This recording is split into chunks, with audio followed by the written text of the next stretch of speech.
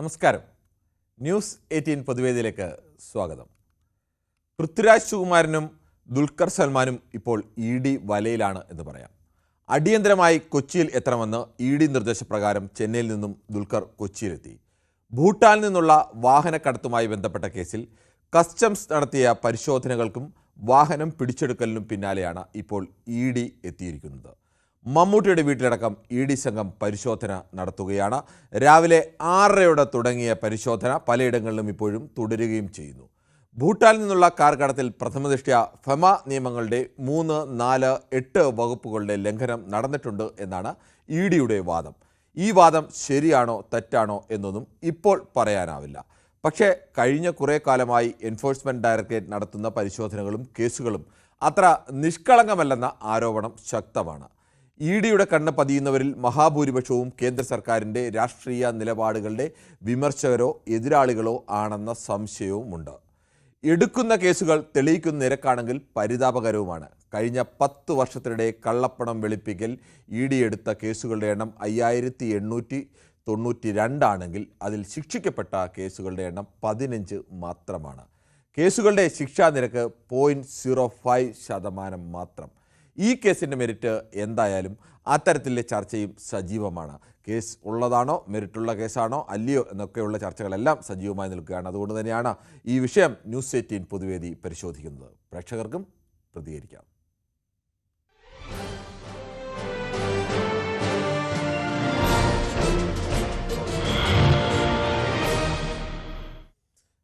കാസർഗോഡ് നിന്നും സന്തോഷാണ് ആദ്യ പ്രേക്ഷകനായിരുന്നത്. ശ്രീ സന്തോഷ്, മലയാളത്തിലെ പ്രധാനപ്പെട്ട 2 നടന്മാർ, യഥാർത്ഥത്തിൽ 3 പേരുടെ കൂടി പേര് മമ്മൂട്ടിയുടെ വീട്ടിലും പരിശോധന നടന്നിട്ടുണ്ട്. ദുൽഖർ സൽമാനും അതോടൊപ്പം തന്നെ പൃഥ്വിരാജും. ഈ 2 പേരെയും ഭൂട്ടാനിൽ നിന്നുള്ള വാഹനങ്ങൾ കടത്തിയ വാഹനങ്ങൾ ഇന്ത്യയിലെത്തി രജിസ്റ്റർ ചെയ്തു. അത് വാങ്ങിയതുമായി ബന്ധപ്പെട്ട് കസ്റ്റംസ് പരിശോധനയായിരുന്നു. ഇന്നിപ്പോൾ ED പരിശോധനയും നടക്കുന്നു. ED പരിശോധന എന്ന് പറയുമ്പോൾ സ്വാഭാവികമായും കള്ളപ്പണം വെളുപ്പിക്കൽ അടക്കമുള്ള സാമ്പത്തിക ഇടപാടുകൾ അതിൽ ബന്ധപ്പെട്ടിട്ടുണ്ട് എന്നുള്ളതാണ്. ഇതിനെ എങ്ങനെയാണ് താങ്കൾ വിലയിരുത്തുന്നത്? ഇത് മെറിറ്റുള്ള കേസാണെങ്കിൽ, സത്യസന്ധമായ കേസാണെങ്കിൽ, നമ്മൾ ഈ താരങ്ങൾ എന്ന് പറയുന്നവർ ഓരോ പരസ്യങ്ങളിൽ വന്ന് പറയുന്നത് നിങ്ങൾ നികുതി അടയ്ക്കൂ, ഇത് നിങ്ങൾ നികുതി അടയ്ക്കുന്ന സർക്കാരിലേക്കാണ് എന്നൊക്കെ പറഞ്ഞ് ഇവർ ഇത് ചെയ്യുമ്പോൾ ഇവർ ചെയ്യുന്ന പരിപാടി എന്താണ്? നികുതി വെട്ടിക്കുന്നത്. നമുക്കറിയാം, നേരത്തെ സുരേഷ് ഗോപി പോണ്ടിച്ചേരിയിൽ നിന്നാണ് രജിസ്ട്രേഷൻ ചെയ്തത്. അത് ചിന്തിച്ചു നോക്കണം. കേരളത്തിന് കിട്ടേണ്ട പൈസകൾ അല്ലേ, അവിടെ നികുതി കുറവാണ്, അതുകൊണ്ട് ആ നികുതി വെട്ടിക്കാൻ വേണ്ടിയാണ് അങ്ങനെ ചെയ്യുന്നത്. അത് നികുതി കുറവാന്ന് വെച്ച് ഇവര് പറയുന്ന കേരളത്തിനോട് ഭയങ്കര സ്നേഹമുള്ളവരല്ല ഇവരൊക്കെ. അപ്പൊ ഇവർ ചെയ്യുന്ന എന്താ? ഈ സാധാ ജനങ്ങൾ ചെയ്യുന്നത് ഇവിടെ കേരളത്തിൽ രജിസ്റ്റർ ചെയ്യുന്നു. ഇപ്പൊ സാമ്പത്തികമുള്ളവരും കേരളത്തിനോട് അത്രമാത്രം സ്നേഹമുള്ളവരൊക്കെ ചെയ്യുന്നത് പുറമെ നികുതി കറഞ്ഞെടുത്ത് പോയിട്ട് രജിസ്റ്റർ ചെയ്യുക അല്ലെ. ഇതാണ് ഇവരെ കപടത. ഈ താരങ്ങളെ ആരാധിക്കുന്നവരും കൂടെ ശ്രദ്ധിക്കണം. ഇതൊക്കെയാണ് പൊയ്മുഖങ്ങൾ പുറത്തു വരുന്നത്. അതുകൂടി നമ്മൾ ശ്രദ്ധിക്കണം. സാമ്പത്തികം ഇല്ലാഞ്ഞിട്ടാണോ? അല്ലല്ലോ, കേരളത്തിലല്ല ഇവര്. ശരി ശ്രീ സന്തോഷ്, പലപ്പോഴും സമ്പത്ത് ഇല്ലാത്തത് കൊണ്ടാണോ ഇങ്ങനെയൊക്കെ ചെയ്യുന്നതെന്ന് ചോദിച്ചാൽ, വലിയ സമ്പന്നരാണ് പലപ്പോഴും വലിയ വലിയ കള്ളങ്ങളൊക്കെ ചെയ്യുന്നത്, അല്ലാതെ ചെറിയ ആളുകളല്ല കൂടുതൽ സാമ്പത്തിക കുറ്റകൃത്യങ്ങൾ ചെയ്യുന്നതെന്ന പ്രത്യേകത എല്ലാ കാലത്തും ഉണ്ട്. ശ്രീ മൊയ്തീൻ കുഞ്ഞാണ് കായംകുളത്ത് നിന്ന്. ശ്രീ മൊയ്തീൻ കുഞ്ഞ്, താങ്കൾക്ക് എന്ത് തോന്നുന്നു? ഇങ്ങനെ ഒരു കേസ് വന്നിരിക്കുന്നു.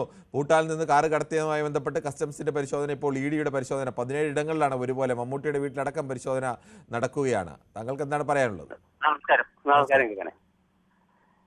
ഇത് ഒരു പേടിപ്പിക്കലാണ്. കാരണം താമസമില്ലാതെ വാടകയ്ക്ക് കൊടുത്തേക്കുന്ന വീടാണ് മമ്മൂട്ടിയുടെ വീട്.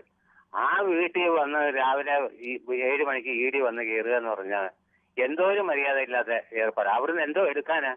താമസമില്ല, വല്ലവർക്കും വാടകയ്ക്ക് കൊടുത്തേക്കുന്ന വീട്ടിലൊക്കെ റെയ്ഡിന് വന്ന് പിടിച്ചാല് ആകെപ്പാടെ ഇവർ പിടിച്ചേക്കുന്ന കേസുകൾ 1000-ൽ 4 എണ്ണോ 5 എണ്ണോ ശിക്ഷിക്കുന്നുള്ളു.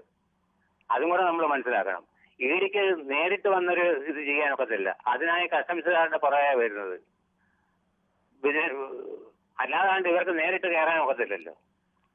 അതൊക്കെ തന്നെ. അല്ലാതാണ്ട് ഇതിനകത്ത് യാതൊരു ഇതുമില്ല. പിന്നെ ഈ വാഹനങ്ങൾ വാങ്ങിച്ചവരെല്ലാം നികുതി കറക്റ്റായിട്ട് അടച്ച് അത് രജിസ്റ്റർ ചെയ്യിച്ച് കേരള രജിസ്റ്റർ ചെയ്യിച്ച് എടുക്കേണ്ട ചുമതല അവർക്കുള്ളതാണ്. അവരത് ചെയ്യാത്തത് കൊണ്ടാണ് ഇത്രയും പ്രശ്നങ്ങൾ ഉണ്ടായേക്കുന്നത്. ഇത് യഥാർത്ഥ നല്ല പണമാണോ അതല്ല നികുതി വെട്ടിച്ച പണമാണോ എന്ന് അറിയാൻ വേണ്ടിയായി ഈട് കയറുന്നത്. ഈ താമസം ഇല്ലാത്ത വീടുകളിൽ ശരി, താങ്കളുടെ അഭിപ്രായം വ്യക്തമാണ് ശ്രീ മൊയ്തീൻ കുഞ്ഞ്. നമുക്ക് മറ്റു പ്രശ്നങ്ങളിലേക്ക് പോകണം. ശ്രീ മുഹമ്മദാണ് മഞ്ചേരിയിൽ നിന്നും. ശ്രീ മുഹമ്മദ്, താങ്കൾ എങ്ങനെയാണ് കാണുന്നത്? ഇതൊരു മെറിറ്റുള്ള കേസാവാൻ സാധ്യതയുണ്ടോ, അതോ മറ്റെന്തെങ്കിലും പ്രത്യേകിച്ച് പൃഥ്വിരാജിൻ്റെയും ഈ നിലപാടുകളും ഒക്കെ അതിൽ പ്രധാനപ്പെട്ട ഒന്നായി മാറിയിട്ടുണ്ടാകുമോ? നമസ്കാരമുണ്ട് സാറേ. നമസ്കാരമുണ്ട്. ഇത് ഇതിന്റെ ഒരു വരത്തലാണ്. കാരണം ഇവിടെ തിളങ്ങിക്കണ രണ്ടുമൂന്ന് സിനിമാ താരങ്ങള് ഇങ്ങനെയൊക്കെ ആവുകയാണ്. അപ്പൊ ആ നിരക്ക് ഒന്ന് പേടിപ്പിക്കുകയാണ്. ഇനിയിപ്പോ അത് പേടിച്ചോ എന്നുള്ളവർക്ക് അവരതിന് നിയമാനുസൃത ടാക്സ് കൊടുക്കുകയാണെന്നുണ്ടെങ്കിൽ അത് കൊടുത്തിട്ട് അവര് അതിൽ നിന്ന് ഒഴിയും ചെയ്യും. പിന്നെ അവർ കള്ളന്മാരൊന്നുമല്ല ഈ നടന്മാര്. അവര് നല്ലൊരു മനുഷ്യന്മാരാണ്. അവരതിന് വേണ്ടതെല്ലാം ചെയ്യും എന്നുള്ളതാണ് എനിക്ക് പറയാനുള്ളത് സാറേ. ശരി, താങ്കളുടെ അഭിപ്രായം വ്യക്തമാണ്. ശ്രീ രാധാകൃഷ്ണനാണ് വൈറ്റിലയിൽ നിന്നും. ശ്രീ രാധാകൃഷ്ണൻ, എറണാകുളത്തൊക്കെ വീടുകളിലൊക്കെ ദുൽഖറിൻ്റെ വീട്ടിലും അതോടൊപ്പം തന്നെ സ്ഥലങ്ങളിലുമൊക്കെ അവിടെ കുറേയേറെ സ്ഥലങ്ങളിൽ ഒരുമിച്ച് റെയ്ഡ് നടന്നുകൊണ്ടിരിക്കുകയാണ്.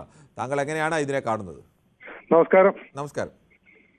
ഇതിപ്പോ നമ്മള് ഈ സമൂഹത്തില് നമ്മൾ സമൂഹത്തെ കാണുന്ന പോലെയല്ല ഇവരുടെ കയ്യിലും. കാരണം സമൂഹത്തിലൊക്കെ വലിയ ഇതൊക്കെ കാണിക്കും. ഇപ്പൊ നേരത്തെ പറഞ്ഞ പോലെ പരസ്യത്തിലൊക്കെ അഭിനയിച്ച് നമ്മളോട് അവിടെ ഇടരുത്, വേസ്റ്റ് ഈ ബോക്സിൽ ഇടണമെന്നൊക്കെ പറയുന്ന ഇവരുടെ വീട്ടിൽ നിന്ന് തന്നെ കക്കൂസ് മാലിന്യം പുഴയിലേക്ക് ഒഴുക്കിയതാ. അപ്പൊ ഇതുപോലെയുള്ള സ്വന്തമായിട്ട് കാര്യങ്ങൾ ചെയ്യുമ്പോഴത്തേക്ക് സാമ്പത്തികത്തിനൊക്കെ വേണ്ടി എന്തും ചെയ്യാനുള്ള ഇതിലാണ് നിൽക്കുന്നത്. അപ്പൊ വെട്ടിപ്പും കാര്യങ്ങളൊക്കെ ഇതിനകത്ത് നടക്കും. കാരണം പൈസക്ക് വേണ്ടി എന്തും ചെയ്യുന്ന പാർട്ടീസാ. അപ്പൊ ഞാൻ പറഞ്ഞില്ലേ, ഈ നടന്ന് തന്നെ കക്കൂസ് മാലിന്യം നേരെ പുഴയിൽ നിന്ന് ആ ചെലവിനുകാരിൽ നേരെ വീട്ടിൽ നിന്ന് ചെലവിനുകാരിലേക്ക് ഒഴുക്കി. അപ്പൊ ഇത് ഇത് പരാതിയും ഇതൊക്കെ പോയിട്ട് ഒരു ഇതും ഉണ്ടായില്ല. കാരണം ആൾക്കാരുടെ മാധ്യമങ്ങളും ആരും ഇതൊന്നും റിപ്പോർട്ട് ചെയ്യില്ല. ശരിയാണോ തെറ്റാണോ എന്ന് എനിക്കറിയില്ല ശ്രീ രാധാകൃഷ്ണൻ. അതുകൊണ്ട് എനിക്കതിൽ പ്രതികരിക്കാൻ തൽക്കാലം നിർവാഹമില്ല. നമ്മളറിയാതെ ഒരു വിഷയത്തിൽ പ്രതികരിക്കുന്നതിൽ അർത്ഥമില്ലല്ലോ. ശ്രീ ശിവദാസനാണ് ബാലരാമപുരത്ത്. ശ്രീ ശിവദാസൻ, താങ്കൾക്ക് എന്താണ് തോന്നുന്നത്? ഇപ്പോഴത്തെ ഈ ഇഡിയുടെ പരിശോധന മലയാളത്തിലെ പ്രധാനപ്പെട്ട 3 നടന്മാരുടെ വീട്ടിലാണ്. മമ്മൂട്ടിയുടെയും ദുൽഖറിൻ്റെയും പൃഥ്വിരാജിൻ്റെയും ഒക്കെ വീടുകൾ പരിശോധന ഒരേ സമയം നടന്നുകൊണ്ടേയിരിക്കുകയാണ്. താങ്കൾക്ക് ഇത് എന്ത് തോന്നുന്നു? നമസ്കാരം. നമസ്കാരം. അതെ, എനിക്ക് പറയാനുള്ള കാര്യം എന്ന് പറഞ്ഞാല്, ഇവര് നികുതി പണം വെട്ടിച്ചാണ് അവര് ആഡംബര കാറ് ഇറക്കിയിട്ടുണ്ടെങ്കിൽ, വാഹനം ഇറക്കിയിട്ടുണ്ടെങ്കിൽ അത് കണ്ടെത്തി അത് കാണിക്കേണ്ട ഉത്തരവാദിത്വം ഇവിടുത്തെ ഇടിക്കുണ്ട്, ഇവിടുത്തെ കസ്റ്റംസ് ഉദ്യോഗസ്ഥന്മാർക്കുണ്ട്. പക്ഷെ ഇവർ ചെയ്യേണ്ട കാര്യം, ഇവർക്ക് എല്ലാ സൗഭാഗ്യങ്ങളും മമ്മൂട്ടി സാറിന്റെ ആയാലും കുടുംബപരമായ അധ്വാനിച്ചുണ്ടാക്കിയ കാശുകളാണ്. സിനിമ മേഖലയിലും അധ്വാനിക്കുന്നതാണ്. ഒരു കൂലിപ്പണിക്കാരൻ കരിങ്കളി ചുമക്കുന്നേക്കാളും പാടുള്ളതാണ് ഈ സിനിമ ഫീൽഡ് എന്ന് പറയുന്നത്. അതിന് ബന്ധമുള്ളവർക്ക് അറിയാം. കഷ്ടപ്പെട്ടാണ് ഉണ്ടാക്കിയിട്ടുള്ളത്. അതേപോലെ അദ്ദേഹത്തിന്റെ മകനോ തന്നെയാണ്. പക്ഷെ അവർ മനസ്സിലാക്കേണ്ട കാര്യം, സമൂഹത്തിലെ വിലയിരുത്തി കൊടുക്കുന്ന ഇങ്ങനെയുള്ളവരൊക്കെ ചെയ്യേണ്ട കാര്യം, അവർ എന്തു വാങ്ങിയിരുന്നാലും സമൂഹത്തിന് മാതൃക കാട്ടിയേണ്ട ആൾക്കാരാണ്. നികുതി കൊടുത്ത് കറക്റ്റ് വാഹനം വാങ്ങിച്ച് കൊണ്ട് അവർ ഓടണം. അത് ഇനി ഇന്ത്യയിലായാലും എവിടെ ആയാലും കള്ളത്തനം കാണിച്ചു ഒന്നും വാങ്ങാൻ പാടില്ല. ഇവരൊക്കെ അതൊക്കെ ചെയ്താൽ അങ്ങ് പടർന്നു പിടിക്കും തീ പോലെ. അത് അവരുടെ തെറ്റാണ്. അവർ നേതൃത്വം കൊടുക്കുന്ന അവരെ മാനേജർമാരെ തെറ്റാണ്. നല്ല കാറുകൾ, ഇന്ത്യൻ കാർ തന്നെ പല രാജ്യങ്ങളിൽ ഇട്ടിട്ട് തിരിച്ചുകൂടെ വാങ്ങുന്നുണ്ട്. എന്താ അതിന്റെ ആവശ്യം? നമുക്ക് എല്ലാ വാഹനവും ഇവിടെ ഉണ്ട്. അതുപോലെ ഇവർ നമ്മൾ കാണപ്പെട്ട മമ്മൂട്ടി സാറും അദ്ദേഹത്തിന്റെ മകനൊക്കെ നമ്മൾ കാണപ്പെട്ട അംഗീകരിക്കപ്പെട്ട ആൾക്കാരാണ്. മോഹൻ സാർ എനിക്ക് ഏറ്റവും ബഹുമാനപ്പെട്ട മോഹൻ സാർ എന്റെ എന്താ പറയുക, എന്റെ എല്ലാം എന്ന് പറഞ്ഞാൽ അദ്ദേഹമാണ്. പക്ഷെ അദ്ദേഹം അങ്ങനൊക്കെ വിഷയത്തിൽ അദ്ദേഹവും പരാജയപ്പെട്ടു. അവസാനം എന്തായി നമുക്ക് ആർക്കും അറിയില്ല. പക്ഷെ ഇത് ഈടിയുടെ ജോലിയാണ്. പക്ഷെ ഇന്ത്യയിലെ മഹാരാജ്യത്തിന് കണ്ടമാനം കേസ് കോടതി കെട്ടിക്കിടക്കുകയാണ്. അത് എന്റെ അറിവിൽ 10-15 കേസ് എന്തോ തിരിച്ചാ തോന്നുന്നത്. ബാക്കി എനിക്ക് അറിയില്ല. പിന്നെ ഇതൊക്കെ അവര് മനസ്സിലാക്കണം. ഇത്രയും ജനങ്ങൾ ഒരു ആഹാരത്തിനും ഒരു വണ്ടിക്ക് നിവൃത്തിയില്ല. ജനങ്ങൾ നെട്ടോട്ടം ഓടുമ്പോൾ ഒരു ബൈക്ക് എടുത്താലും അവർ ഒരു ലക്ഷം 1 ലക്ഷം വണ്ടി എടുക്കുമ്പോൾ അവർ ജോലി ചെയ്ത് 3000-4000 മാസം അടയ്ക്കുമ്പോൾ ശരി, ശ്രീ ശിവദാസൻ, താങ്കളുടെ അഭിപ്രായം വ്യക്തമാണ്. ശ്രീ പ്രദീപാണ് ഇടുക്കിയിൽ നിന്നും. ശ്രീ പ്രദീപ്, താങ്കൾ എങ്ങനെയാണ് ഈ വിഷയത്തോട് പ്രതികരിക്കുന്നത്? ഹലോ, നമസ്കാരമുണ്ട് പ്രദീപ്, പറഞ്ഞോളൂ. താങ്കൾ എങ്ങനെ പ്രതികരിക്കുന്നു? ഇതൊരു 15 വർഷം മുമ്പ് ചെയ്യേണ്ട പരിപാടിയായിരുന്നു. 15 വർഷം മുമ്പ്.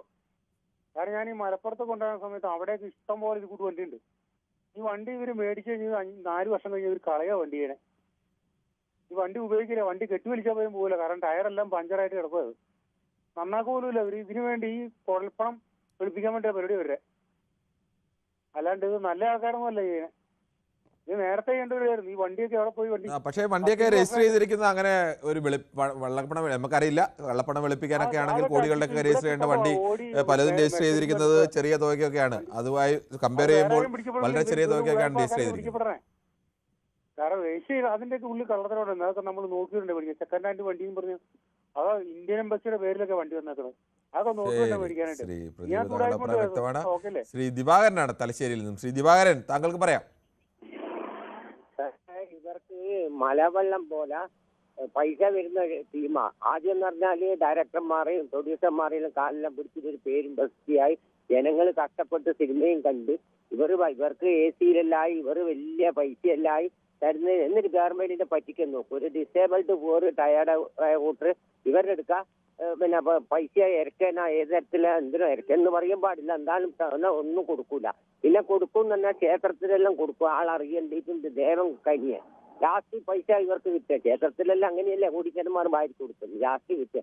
നേരെ മറിച്ച് ഞാൻ നേരത്തെ പറഞ്ഞ ഡിസേബിൾഡ് പോർ ടയർഡായ കൂട്ടർക്ക് ഒരു നേരത്തെ ഭക്ഷണത്തിന് ആഹാരത്തിന് ബുദ്ധിമുട്ട് അതൊന്നും കൊടുക്കൂല. എന്നിട്ട് ഈ തട്ടിപ്പും കൊണ്ട് ഇങ്ങനെ കുറെ കാലമായി നടക്കുന്നു. പിന്നെ ഇപ്പോഴത്തെ ഇവനും സുരേഷ് ഗോപിന്റെ അങ്ങനെ ഔട്ട് ഓഫ് സ്റ്റേറ്റിൽ നിന്ന് ഇതായിട്ടുള്ള പ്രശ്നങ്ങളെല്ലാം വന്നില്ലല്ലോ. ഇവർ അതുമല്ല ഗ്രീഡി മേന്റെ കഥ പോലെയാ. കിട്ടണം കിട്ടണം കിട്ടണം കിട്ടണം കിട്ടണം എന്നുള്ള ഇങ്ങനത്തെ കളിയാ. ഇപ്പം വിജയിന്റെ കഥ തന്നെ കണ്ടില്ലേ? എത്ര കോടീശ്വരനാ. പക്ഷേ അഭിനയിക്കാൻ മാത്രം ഒരു കഴിവും ബാക്കി ഡയറക്ടറെ കഴിവും ജനങ്ങൾ ഇങ്ങനെ തുള്ളിക്കുകയാണ്. എന്നിട്ട് എന്തെല്ലാം കളി. താങ്കളുടെ അഭിപ്രായം വ്യക്തമാണ് ശ്രീ ദിവാകരൻ. നമുക്ക് മറ്റു പ്രശ്നങ്ങളിലേക്ക് കൂടി പോകേണ്ടതുണ്ട്. ശ്രീ ഗൗതമാണ് കാസർഗോഡ് നിന്നും. ശ്രീ ഗൗതം, താങ്കൾ എങ്ങനെയാണ് ഇപ്പോഴത്തെ ഈ പരിശോധനയെ കാണുന്നത്? അതിൽ സാധാരണഗതിയിലുള്ള ഒരു പരിശോധനയായിട്ടാണോ അതോ മറ്റെന്തെങ്കിലും തരത്തിൽ ഈ രണ്ട് നടന്മാരെ സംബന്ധിച്ചിടത്തുള്ള രാഷ്ട്രീയമായ വിരോധം അങ്ങനെ എന്തെങ്കിലും ഇതിൽ ഉള്ളാൻ സാധ്യതയുണ്ടോ? വൈകിപ്പോയി എന്നാണ് ആദ്യം പറയാനുള്ളത്. പരിശോധന നടത്താൻ ഒന്ന് ED ചെയ്യുന്നത് എല്ലാം കാണുന്നത് രാഷ്ട്രീയപരമായിട്ട്. പക്ഷെ ഇത് അവരുടെ സെലിബ്രിറ്റികൾക്ക് രാഷ്ട്രീയ ബന്ധമുണ്ട് എന്ന് അന്വേഷിക്കണം. ശരി, താങ്കളുടെ ടെലിഫോൺ വന്ന് ചില തടസ്സമുണ്ടെന്ന് തോന്നുന്നു. ശ്രീ പ്രസന്നാണ് മാളയിൽ നിന്ന്. അതിന് മുമ്പ് നമുക്ക് യൂട്യൂബിലെ ചില കമൻറ്റുകൾ കൂടി വായിക്കേണ്ടതുണ്ട്. Sasidharan Pillai, hello good evening everybody, എല്ലാവരും എത്തിയോ എന്ന് ചോദിക്കുന്നു. സുനിൽകുമാർ പറയുന്നു നമസ്കാരം പറയുന്നു.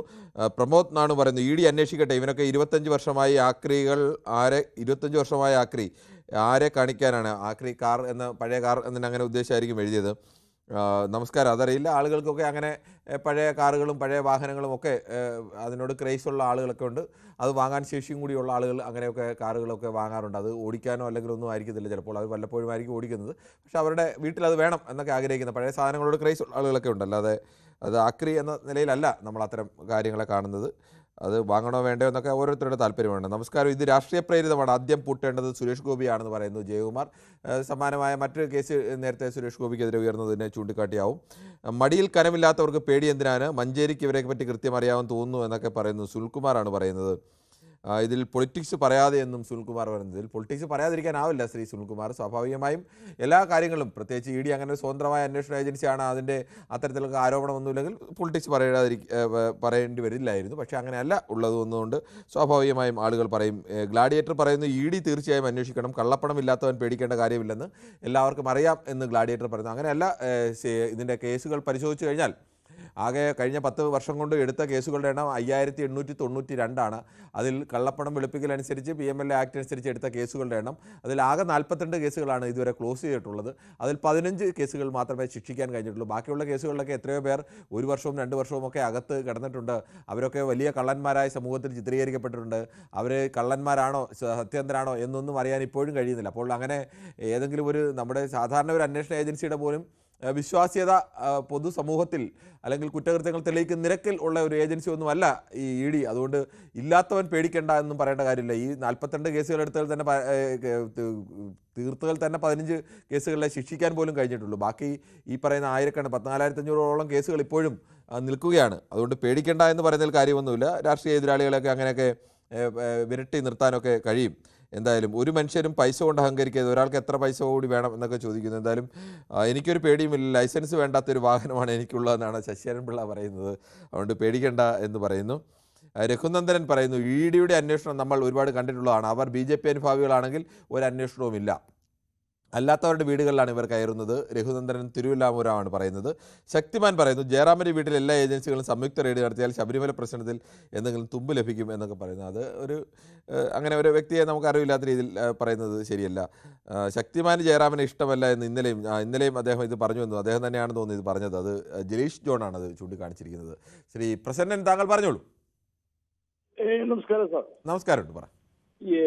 ഇതിപ്പോ ഇത്തരം പരിശോധനകൾ നമ്മുടെ നാട്ടില് പൊതുവെ എന്തെങ്കിലും ഒരു റിപ്പോർട്ടിന്റെ അടിസ്ഥാനത്തിലായിരിക്കാം പരിശോധന നടത്തുന്നത്. ഇപ്പൊ ഈ കേസിൽ അവരൊക്കെ നല്ല ആളുകളാണെന്ന് നമുക്കറിയാം, വളരെ സമൂഹത്തിൽ ഉന്നത സ്ഥാനം ഉള്ളവരാണ്. എന്തെങ്കിലും പ്രശ്നം ഉണ്ടെങ്കിൽ തന്നെ അത് ഫൈൻ അടച്ചോ അല്ലെങ്കിൽ എന്തെങ്കിലും ഇത് ചെയ്യാനുള്ള എല്ലാവിധ സാഹചര്യങ്ങളും കഴിവുകളും ഉള്ളവരാണ്. അപ്പൊ അത് അത്ര വലിയൊരു പ്രശ്നമായിട്ട് എനിക്ക് തോന്നണില്ല ഈ വിഷയത്തില്. ശരി, ശ്രീ സന്തോഷാണ്. ശ്രീ സന്തോഷ്, താങ്കൾ എങ്ങനെയാണ് ഈ വിഷയത്തെ കാണുന്നത്? നമസ്കാരം സാർ. നമസ്കാരം സാറേ, ഇത് ഇങ്ങനെയുള്ള ആളുകൾ നമ്മൾ സാധാരണക്കാർക്ക് മാതൃക കാണിച്ച് കൊടുക്കേണ്ടവരാണ് ഇവർ.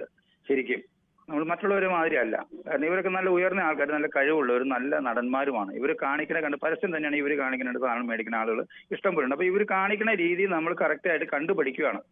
അപ്പൊ ഇവർ വൃത്തിയായിട്ട് ചെയ്യണം കാര്യങ്ങൾ. അതാണ് ശരിക്കും സമൂഹത്തിൽ വേണ്ടത്. പ്രത്യേകിച്ച് മമ്മൂട്ടിയുടെ മകൻ ഇവനും അതുപോലെ നമ്മുടെ പൃഥ്വിരാജും ഇവരൊക്കെ നല്ല നടന്മാരാണ്. പക്ഷെ ഇവന് മാതൃക കാണിച്ചു കൊടുക്കണം സാർ. അതാണ് വേണ്ടി. ഇത് കണ്ടുകൊണ്ട് മറ്റുള്ളവർ പഠിക്കുമല്ലേ. അല്ല, അവരുടെ ഭാഗത്തുനിന്ന് അങ്ങനെ തെറ്റുണ്ടോ ഇല്ലയോ എന്ന് നമുക്ക് ഇപ്പോൾ അറിയില്ലല്ലോ. അല്ല, തെറ്റുണ്ടല്ലോ സാർ. തെറ്റുണ്ടോ ഉള്ളത് കൊണ്ടാണ് പുള്ളി ഒരു വണ്ടി മാത്രം ഇറക്കി തരാൻ പറയണേ. ശ്രീ സന്തോഷ്, നമുക്ക് അവരുടെ ഭാഗത്ത് തെറ്റുണ്ടോ? അവർ ഇന്ത്യയിൽ കൊണ്ടുവന്ന് രജിസ്റ്റർ ചെയ്ത വണ്ടിയാണ് അവർ വാങ്ങിയത്. ഇനി അവർ അറിഞ്ഞുകൊണ്ട് തെറ്റ് ചെയ്തതാണോ അല്ലെങ്കിൽ ഇരയാക്കപ്പെട്ടതാണോ, അതോ അവർ ന്യായമായി നോക്കിയപ്പോൾ ഇന്ത്യയിൽ കൊണ്ടുവന്ന് ഇവിടെ ഹിമാചൽ പ്രദേശിൽ രജിസ്ട്രേഷൻ ഉണ്ട്, അതിന് ആ രജിസ്ട്രേഷനുള്ള വണ്ടി അവർ വാങ്ങി കേരളത്തിലേക്ക് രജിസ്ട്രേഷൻ മാറ്റിയെന്ന് വേണമെങ്കിൽ കണക്കാക്കാം. എനിക്കറിയില്ല, എന്തായാലും തെറ്റുകാരാണ് തൽക്കാലം പറയാം. അവര് കള്ളന്മാരാണ് നമ്മൾ പറഞ്ഞത്. പക്ഷെ എത്ര വണ്ടിയാ സാറേ? എത്ര ലക്ഷം രൂപയുടെ അയാൾക്ക് അവർക്ക് പണമുണ്ടെങ്കിൽ അവർക്ക് വണ്ടി പണം ഉണ്ടെന്ന് എന്ത് ചെയ്യാവോ? എന്ത് ഇത് ചെയ്യാവോ സാറേ? പണം ഉണ്ടെന്ന് ഇത് മറ്റുള്ളവർക്ക് തോന്നലല്ലേ സാറേ? അവനെ അവര് പ്രത്യേകിച്ച് അവര് സെലിബ്രിറ്റികളാണ്. അവര് വളരെ ഓരോരുത്തരുടെ താല്പര്യങ്ങളല്ലേ ശ്രീ സന്തോഷ്. ഒരാളിന് ചിലർക്ക് പഴയ വണ്ടികൾ വാങ്ങിയിടുന്നത് ക്രൈസ് ആയിരിക്കും, അതിന് പണം കൂടി ഉണ്ടെങ്കിൽ അവരത് ചെയ്യും. മറ്റു ചിലർക്ക് മറ്റു ചില സാധനങ്ങളൊക്കെ പഴയ സാധനങ്ങൾ വാങ്ങി വീട്ടിൽ വെക്കുന്നത് ക്രൈസ് ഉള്ള ആളുകൾ കാണും. പണ്ടൊക്കെ ആനയെ വാങ്ങിയൊക്കെ നിർത്തുന്ന ആളുകളൊക്കെ ഉണ്ടായിരുന്നു. അങ്ങനെയൊക്കെ പല ആളുകൾക്ക് പല പല ക്രൈസുകളില്ല. അതിനെ നമുക്ക് കുറ്റം പറയാൻ കഴിയും. വേറെ മെയിൻ കാര്യമുണ്ട് സാറേ. അതല്ല, ഇത് ഒന്നോ രണ്ടോ വ്യക്തികളല്ല ഇവരെ ആരാധിക്കുന്നത്. ആയിരക്കണക്കിന് വ്യക്തികളാണ് ഇവരെ ആരാധിക്കുന്നത്. എന്തിനാണ് ഇവരെയൊന്നും ആരാധിക്കേണ്ട കാര്യമുള്ളവരല്ല. ഇവരെ കലാകാരന്മാരെന്ന നിലയ്ക്ക് അവരെ അംഗീകരിക്കണം. അതിനപ്പുറത്തേക്ക് ആരാധനയൊന്നും പാടില്ല. അത് തന്നെ ശരിയല്ല എന്നാണ് നമുക്ക് പറയാനുള്ളത്. ഇത് ശരിയല്ല സാറേ. കാരണം അവര് വേറെ ഇങ്ങനെ കാണിക്കുന്നത് ഇത് മാതൃകയല്ല. ശരി, താങ്കൾ പറയുന്ന ഒരു അർത്ഥത്തിൽ ശരിയാണ്. ചിലപ്പോൾ ആളുകൾക്ക് ഒരു മാതൃകയായി നിൽക്കേണ്ടവരാണ് എന്നൊക്കെ നമുക്ക് വേണമെങ്കിൽ പറയാം. പക്ഷേ മറ്റൊരു ചോദ്യം കൂടി കൊണ്ട് തിരിയുമ്പോൾ ശ്രീ ജോസഫാണ് ബാംഗ്ലൂരിൽ നിന്ന്. ശ്രീ ജോസഫ്, താങ്കൾ എങ്ങനെയാണ് ഈ വിഷയത്തെ സമീപിക്കുന്നത്? ശ്രീ ജോസഫ്, താങ്കൾ പറഞ്ഞോളൂ. എന്റെ അഭിപ്രായത്തില് ഇവരെല്ലാം ഇന്നസെന്റ് ആൾക്കാരാണ്, ഈ നടന്മാരും അവരും ഒക്കെ. കാരണം അവർക്ക് വേണ്ടിയ പണം അവരുടെ കയ്യിലുണ്ട്. ലാഭം ഉദ്ദേശിച്ചിട്ട് അവർ ഇതിന്റെ പുറകെ പോകുന്നതല്ല. അവര് ഫാൻസി വാഹനം എന്നുള്ളതിലേക്ക് അവർ മേടിക്കുകയാണ്. ഒന്ന്, നമ്മുടെ നാട്ടില് ഒരു വാഹനം മേടിക്കണമെന്നുണ്ടെങ്കിൽ സാധാരണഗതിയിൽ അതിന്റെ RC ബുക്ക് വെരിഫൈ ചെയ്യുക, അതിന്റെ പ്രീവിയസ് ഓണറിനെയും ഡീറ്റെയിൽ ഒക്കെ നമുക്ക് കളക്ട് ചെയ്യാം. അതിൽ കവിഞ്ഞൊരു അന്വേഷണം ആര് വാഹനം മേടിച്ചാലും, താങ്കളും ഒരു വണ്ടിയൊക്കെ വാങ്ങിച്ചിട്ടുണ്ടാവും ഞാൻ വിചാരിക്കുന്നു. നമ്മൾ ഇതിൽ കവിഞ്ഞൊരു അന്വേഷണം നമ്മൾ നടത്തേണ്ട ആവശ്യമില്ല. ഒരു വാഹനം മേടിക്കുന്നത്, ഒരു സ്ഥലം മേടിക്കുകയൊക്കെ ആണെന്നുണ്ടെങ്കിൽ നമുക്ക് അതിന്റെ മുന്നാധാരവും അതിന്റെ എൻകംപ്ലൻസ് സർട്ടിഫിക്കറ്റ് ഇങ്ങനെയുള്ള കാര്യങ്ങളൊക്കെ നമുക്ക് നോക്കും. അപ്പൊ ഇത് തികച്ചും ഈ വ്യക്തികൾ, ഈ അവസാനം വന്നിരിക്കുന്ന ഈ വ്യക്തികൾ ഇതിൽ കുറ്റക്കാരാണെന്ന് പറയാനായിട്ട് ഒരു തരത്തിലും പറ്റത്തില്ല. പക്ഷെ എങ്കിൽ ഇതിന്റെ പിന്നിൽ പ്രവർത്തിച്ചിരിക്കുന്ന ഈ വണ്ടി കടത്തിക്കൊണ്ട് വന്നിട്ടുണ്ടെന്ന് പറയുന്നുണ്ടല്ലോ, അവിടേക്കാണ് ഇവരുടെ അന്വേഷണം പോകേണ്ടത്. അവിടേക്ക് എന്താ അന്വേഷണം പോകാത്ത? എന്താ ഈ അവസാനത്തെ കാർ സീസ് ചെയ്യുന്നല്ല? അത് ഏറ്റവും പ്രധാനം തന്നെയാണ്. ഇവർ കടത്തിക്കൊണ്ട് വന്നത് തെറ്റായ രീതിയിലാണോ? ഇന്ത്യയിൽ വന്ന് രജിസ്ട്രേഷൻ എടുത്തത്, ഈ അതിർത്തി സംസ്ഥാനങ്ങളൊക്കെ വന്ന് രജിസ്ട്രേഷൻ എടുത്തത് ഏതെങ്കിലും വ്യാജമായ കാര്യങ്ങൾ ചെയ്താണോ? അതെല്ലാം പരിശോധിക്കേണ്ടത് തന്നെയാണ്. അത്തരം കാര്യങ്ങളും അറിയേണ്ടതാണ്. ഇങ്ങേ അറ്റത്ത് എൻഡിൽ നിൽക്കുന്ന ആൾ മാത്രമല്ല, അയാൾ സിനിമാ നടനായതുകൊണ്ട് അവർ മാത്രമല്ല അറിയേണ്ടത്, മറ്റതും പ്രധാനം തന്നെയാണ്. താങ്കൾ ചൂണ്ടിക്കാണിച്ച പ്രധാനമാണ്. ജോസഫ് ശ്രീ സുരേഷാണ്, ദുബൈയിൽ നിന്നാണ് വിളിക്കുന്നത്. ശ്രീ സുരേഷ്, താങ്കൾ എങ്ങനെയാണ് ഇത്തരം ഒരു റെയ്ഡിനെ കാണുന്നത്? ഇതിൽ ഏതെങ്കിലും തരത്തിൽ ഒരു രാഷ്ട്രീയ പകപോക്കൽ അല്ലെങ്കിൽ അത്തരം ഒരു അംശം കൂടി ഇതിലുണ്ടാകാൻ സാധ്യതയുണ്ടോ? ഹലോ, നമസ്കാരം സുരേഷ്, പറഞ്ഞോളൂ. നമസ്കാരം സാറേ. പറ സാറേ, ഇന്ന് ഈ ഇന്ത്യയിലുള്ള സംസ്ഥാനങ്ങളിൽ ഏറ്റവും മികച്ച ഒരു സംസ്ഥാനമാണ് കേരളം. സാറേ പറഞ്ഞോളൂ. സാറേ, കേരളത്തിലുള്ള ആരോഗ്യവകുപ്പ് മുതൽ എല്ലാ മേഖലകളും പിന്നെ സജീവമാണ്. അതുപോലെ തന്നെ കേരള മുഖ്യമന്ത്രി ആണെങ്കിൽ തന്നെയാണെന്നുണ്ടെങ്കിലും എല്ലാ വകുപ്പുകളിലും ശക്തമായിട്ടുള്ള പിന്നെ താങ്കൾ ഇതുമായി ബന്ധപ്പെട്ട വിവരം പറഞ്ഞായിരുന്നെങ്കിൽ ഉപകാരമായിരുന്നു. സാറേ പറയാം. സാറേ, ഇപ്പൊ ഈ കേരള മുഖ്യമന്ത്രിയും ഈ സർക്കാരിനോടും കേരളത്തിലെ സർക്കാരിനോട് പിന്നെ ഈ ED അന്വേഷണം ഒരുപാട് അന്വേഷണം വന്നു സാറേ. ഒരുപാട് അന്വേഷണം വന്നെങ്കിൽ പോലും ഒരു തെളിവോ ഒന്നും കണ്ടെത്താനൊന്നും പറ്റിയിട്ടില്ല. പിന്നെ ശബരിമല വിഷയം സാറേ, ശബരിമല വിഷയത്തിലാണെന്നുണ്ടെങ്കിൽ ശ്രീ സുരേഷ്, നമ്മള് സംസാരിക്കുന്ന വിഷയത്തിൽ സംസാരിക്കുക എന്നുള്ളതാണ് നമ്മുടെ പൊതുവേദിയുടെ രീതി. അല്ലാതെ മറ്റു വിഷയങ്ങളൊക്കെ താങ്കൾക്കും മറ്റുള്ള ഓരോരുത്തർക്കും പ്രധാനപ്പെട്ടതായിരിക്കും. പക്ഷേ നമുക്ക് അതിന് നിർവാഹമില്ല. ശ്രീ അനിൽകുമാറാണ് തിരുവനന്തപുരത്ത് നിന്ന്. ശ്രീ അനിൽകുമാർ, താങ്കൾ എങ്ങനെയാണ് ഇപ്പോൾ EDയുടെ ഈ അന്വേഷണത്തെ കാണുന്നത്? കസ്റ്റംസിൻ്റെ അന്വേഷണത്തിന് പിന്നാലെ എത്തിയ അന്വേഷണം അത് ഏതെങ്കിലും തരത്തിൽ രാഷ്ട്രീയ പ്രേരിതമായ ഒരു അന്വേഷണമാവാൻ സാധ്യതയുണ്ടോ? രാഷ്ട്രീയ പ്രേരിതമാണെന്ന് ഞാൻ ഒരിക്കലും പറയത്തില്ല. കാരണം ഞാനും ഒരു ബിസിനസ് ചെയ്യുന്ന ഒരാളാണ്. അപ്പോൾ നമുക്ക് എന്തെങ്കിലും ഒരു പാളിച്ച അല്ലെങ്കിൽ എന്തെങ്കിലും വന്നിട്ടുണ്ടോ ഇല്ലേ എന്നൊക്കെ അറിയാനായിട്ട് ED ഇപ്പം നമുക്ക് ഒരു നോട്ടീസ് അയച്ചാൽ നമ്മളും കൃത്യമായിട്ട് എന്ത് ചെയ്യും, ED മുമ്പിൽ ഹാജരാകും. അപ്പൊ അതുപോലെ തന്നെ ഒരു ഇന്ത്യൻ പൗരനായിട്ടുള്ള ഈ ദുർഗർ ആയാലും ശരി തന്നെ, അല്ലെങ്കിൽ പൃഥ്വിരാജ് ആയാലും ശരി തന്നെ, അവർക്കെതിരെ ഇങ്ങനൊരു സംഭവം അവർക്ക് ഒരു റിപ്പോർട്ട് കിട്ടിയിട്ടുണ്ടെങ്കിൽ അപ്പൊ അവർ തീർച്ചയായിട്ടും അവിടെ പോയിട്ട് അവരുടെ നിരപരാധിത്വം തെളിയിക്കുക, അത്രേ ഉള്ളൂ. അത് കഴിഞ്ഞാൽ പ്രശ്നം തീർന്നു. ഇത് മീഡിയയിലൂടെ ഇത്രയും പബ്ലിസിറ്റി ആക്കി അത് വൈറലാക്കി പിന്നെ എതിർ ടീമുകൾക്കും അല്ലെങ്കിൽ രാഷ്ട്രീയക്കാർക്കും എല്ലാവർക്കും അതിനൊരു ചർച്ചയാക്കി മാറ്റി അതൊരു വലിയ വിഷയമാക്കേണ്ട കാര്യമില്ലായിരുന്നു എന്നാണ് എൻ്റെ അഭിപ്രായം. ശരി, താങ്കളുടെ അഭിപ്രായം അങ്ങനെ. ശ്രീ അനിൽകുമാറാണ് തിരുവനന്തപുരത്ത് നിന്നും സംസാരിച്ചത്. ശ്രീ മധുവാണ് കോഴിക്കോട് നിന്നാണ് വിളിക്കുന്നത്. ശ്രീ മധു, താങ്കൾ എങ്ങനെയാണ് ഈ ഒരു EDയുടെ ഇപ്പോഴത്തെ ഒരു അന്വേഷണത്തെ കാണുന്നത്? സാറേ, ഈ ടോപ്പിക് എടുത്താൽ ഞാൻ നിങ്ങളെ അഭിനന്ദിക്കുന്നത്. ഇത് EDന്റെ രാഷ്ട്രീയം ഉണ്ടോ ഇല്ലയോ എന്നുള്ളത് അവിടെ നിൽക്കട്ടെ സാറേ. ഇതിപ്പോ അന്വേഷണം ഓരോ വിധമുണ്ടല്ലോ. ഞാനിപ്പോ എന്റെ നാട്ടിൽ എന്തെങ്കിലും കാണിച്ചു കഴിഞ്ഞാൽ ഇവിടെ പോലീസുകാർ വരുന്ന മാതിരി ഇത് EDയാണ് അന്വേഷിക്കേണ്ടത്. അതുകൊണ്ട് ED വന്നു, അത് അവിടെ നിൽക്കട്ടെ. എന്നിരുന്നാലും സാർ മനസ്സിലാക്കണം, ഞാൻ 60 പൈസ കൊടുത്ത് സിനിമ കാണാൻ തുടങ്ങിയ ആളാണ്. ഹലോ, പറഞ്ഞോളൂ, താങ്കൾ പറയുന്നത് കേൾക്കാം. ഞാൻ 60 പൈസ, സാറും അങ്ങനെ ഓർക്കുന്നുണ്ടോ? 60 പൈസ കൊടുത്ത് സിനിമ കാണുന്ന ആൾക്കാർ. അങ്ങനെ ഞാൻ സിനിമ കണ്ടതുകൊണ്ട് മാത്രമാണ് ഇവര് ാകുന്നത് അല്ലേ? അതെ, പറയും. അപ്പൊ ഞാൻ പറഞ്ഞു വന്നത്, ഇവർക്കൊക്കെ ഒരുപാട് കാശും കാര്യങ്ങളും ഉണ്ടെങ്കിൽ അവർക്ക് യാഥാർത്ഥ്യമായിട്ട് നല്ല ആ വണ്ടികൾ തന്നെ, ആ മോഡൽ തന്നെ, ആ കമ്പനീന്റെ അടുത്ത് ആ ഒറിജിനൽ പൈസ കൊടുത്ത് മേടിച്ച് ഇവിടെ ഇറക്കുമതി ചെയ്ത് ഓടിക്കാൻ പറ്റൂലേ? ശ്രീ മധു, ഇതിനകത്ത് ഞാൻ ഇവരെ ന്യായീകരിക്കുകയോ അല്ലെങ്കിൽ അവർ ചെയ്തത് തെറ്റാണോ ശരിയാണോ എന്ന് എനിക്കറിയില്ല. ഇത് ഈ ആൻറ്റിക് വാല്യുള്ള വസ്തുക്കൾ, അത് കാറായിക്കോട്ടെ, ബൈക്കായിക്കോട്ടെ, മറ്റു പല വസ്തുക്കളായിക്കോട്ടെ, സിഗരറ്റ് ലാമ്പ് പോലും ശേഖരിക്കുന്ന ആളുകളുണ്ട്.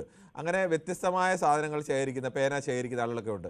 അത് ഉപയോഗിക്കാൻ വേണ്ടിയല്ല ഇവരായിരുന്നു വാങ്ങുന്നത്, ആ സാധനത്തോടുള്ള പ്രത്യേക താല്പര്യം കൊണ്ട് വാങ്ങുന്നതാണ്. അപ്പോൾ പുതിയൊരു കാറ് വാങ്ങുന്ന പോലല്ല, പുതിയ കാറ് വാങ്ങാൻ പണമില്ലാത്തവരല്ല, പുതിയ കാറ് വാങ്ങാൻ കഴിയാത്തതുകൊണ്ടല്ല ഇവർ ഈ വർഷങ്ങൾ പഴക്കമുള്ള കാറ് വാങ്ങുന്നത്. അത് അതിനോടുള്ള താല്പര്യം കൊണ്ട്, അങ്ങനെ താല്പര്യമുള്ള ഒരുപാട് ആളുകളുണ്ട്. അപ്പോൾ അതിനെ നമ്മൾ മറ്റു തരത്തിൽ പുച്ഛിച്ചു വയ്ക്കുന്നതിനോ അത് ശരിയല്ല എന്ന് പറയുന്നതിൽ കാര്യമുണ്ടോ? അല്ല സാർ, എനിക്ക് ഇവിടെ പ്രകൃതിദത്തമായ കഞ്ചാവ് എനിക്ക് വീട്ടിൽ വെക്കാൻ പറ്റും സാർ? അല്ല, നിരോധിക്കപ്പെട്ടതാണെങ്കിൽ, ഞാനതാ പറഞ്ഞത്, നിരോധിക്കപ്പെട്ട സാധനം ആണ് വാങ്ങിക്കുന്നതെങ്കിൽ ശരിയാണ്, താങ്കൾ പറഞ്ഞത് ശരിയാണ്, അത് തെറ്റാണ്. ഇതിപ്പോൾ അവർ വാങ്ങിയിരിക്കുന്ന സാധനം എനിക്കതിന് ഇപ്പോഴും അറിയില്ല. ഇപ്പോൾ പുറത്തു വന്ന വിവരങ്ങൾ ഇന്ത്യയിൽ രജിസ്റ്റർ ചെയ്ത ഒരു വാഹനമാണ് കേരളത്തിലേക്ക് അവർ വാങ്ങിയത്. സാർ, ഇല്ലീഗലായിട്ടാണ് ഇവിടെ കൊണ്ടുവന്നതെന്നാ പറയുന്നത്. അത് വാങ്ങിക്കുന്ന ആൾ അറിയുന്നില്ലല്ലോ. അത് അറിയണോ? അത് നമ്മളൊരു സാധാരണ എന്നെ പോലെ സാറിനെ പോലുള്ള ആളല്ലേ, ഇവര് എക്സ്ട്രാ ഓർഡിനറി ആൾക്കാരല്ലേ, ശ്രദ്ധിക്കണ്ടേ? അവര് സമൂഹമല്ലേ ഇങ്ങനെ ആക്കി കൊണ്ടുവന്നത്. ഹലോ, അല്ല സാർ, ഒന്നുകൂടി പറയണം. സാറിനറിയോ, ഞാൻ മമ്മൂട്ടി, മോഹൻലാൽ ഇവരൊക്കെ നല്ല ആരാധകരാണ്. ഹലോ, പറഞ്ഞോളൂ. സാറിന് അറിയോന്ന് അറിയില്ല, നെടുമ്പാശ്ശേരി വെച്ച് മമ്മൂട്ടി ഒരു പ്ലാസ്മ TV, അന്ന് പ്ലാസ്മ TV 10-30 കൊല്ലം മുന്നേ കൊണ്ടുവന്ന് ടാക്സ് അടയ്ക്കാത്തൊരു പ്രശ്നം സാറിന് അറിയോ? എനിക്ക് തൽക്കാലം അറിയില്ല ശ്രീ മധു. എനിക്ക് സാറിന് അറിയില്ല, ഞാൻ പറഞ്ഞുതരാം. അതായത് ഒരു 10 വർഷം മുമ്പ് പ്ലാസ്മ TV ഉണ്ടായിരുന്നു എന്നതിനെ കുറിച്ച് തന്നെ എനിക്ക്, സോറി 30 വേണ്ട, എന്റെ ആ കണക്കിലേക്ക് പോകണ്ട. അതായത് പ്ലാസ്മ TV എപ്പോഴാണോ ഇറങ്ങിയത്, വിദേശത്ത് കൊണ്ടുവന്നിട്ട് നെടുമ്പാശ്ശേരി വെച്ചിട്ട് അദ്ദേഹത്തെ കസ്റ്റംസ് പിടിച്ചതും പേപ്പറിൽ വന്നതും, അന്ന് സാറ് ഈ 18 ഇല്ല, ന്യൂസ് ഒന്നും വന്നില്ല. ആ കാലത്ത് ഭയങ്കര വിഷയമായി. അത്തരം കാര്യങ്ങളിലേക്ക് ഇപ്പോൾ അതിൻ്റെ വസ്തുതകളും അതിൻ്റെ ഡീറ്റെയിൽസും അറിയാതെ എനിക്ക് തൽക്കാലം അതിൽ ചർച്ചയിൽ തുടരാനാവില്ല. ശ്രീ മോഹൻപിള്ളയാണ് ശാസ്താംകോട്ടയിൽ നിന്നാണ് വിളിക്കുന്നത്. ശ്രീ മോഹൻപിള്ള, ശാസ്താംകോട്ട എവിടെയാണ്? താങ്കൾ ആ TV ഒന്ന് മ്യൂട്ട് ചെയ്യുമോ? ശ്രീ മോഹൻപിള്ള, താങ്കൾ ആ TV ഒന്ന് മ്യൂട്ട് ചെയ്താൽ ഉപകാരമായിരുന്നു.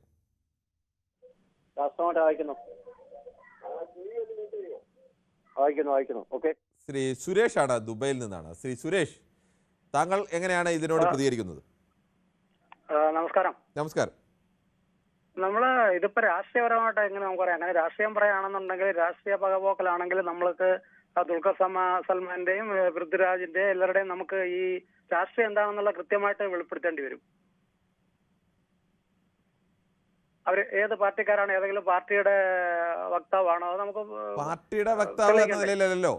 എമ്പുരാൻ എന്നൊരു സിനിമ ഇറങ്ങുമ്പോൾ കേരളത്തിലെ ആരാണ് ആ സിനിമയ്ക്കെതിരെ വാളെടുത്തത് എന്നും അവസാനം അത്തരം ഒരു സിനിമ എത്രയോ കോടികൾ ചെലവഴിച്ച് എത്രയോ നാളത്തെ അധ്വാനം കൊണ്ട് ഇറക്കേണ്ടി വന്ന സിനിമയുടെ പ്രധാനപ്പെട്ട ഭാഗങ്ങളടക്കം അവസാനം വെട്ടിമാറ്റി തിയേറ്ററിൽ കാണിക്കേണ്ടി വന്ന ഒരവസ്ഥ എന്നൊക്കെ പറയുമ്പോൾ താങ്കൾക്ക് അദ്ദേഹം ഉദ്ദേശിച്ച രാഷ്ട്രീയം ഏതാണ് എന്നത് വളരെ വ്യക്തമല്ലേ? ഓക്കെ. അപ്പൊ അങ്ങനെയാണെങ്കിൽ ശരിയാണ്. ഓക്കെ, അത് ഓക്കെ.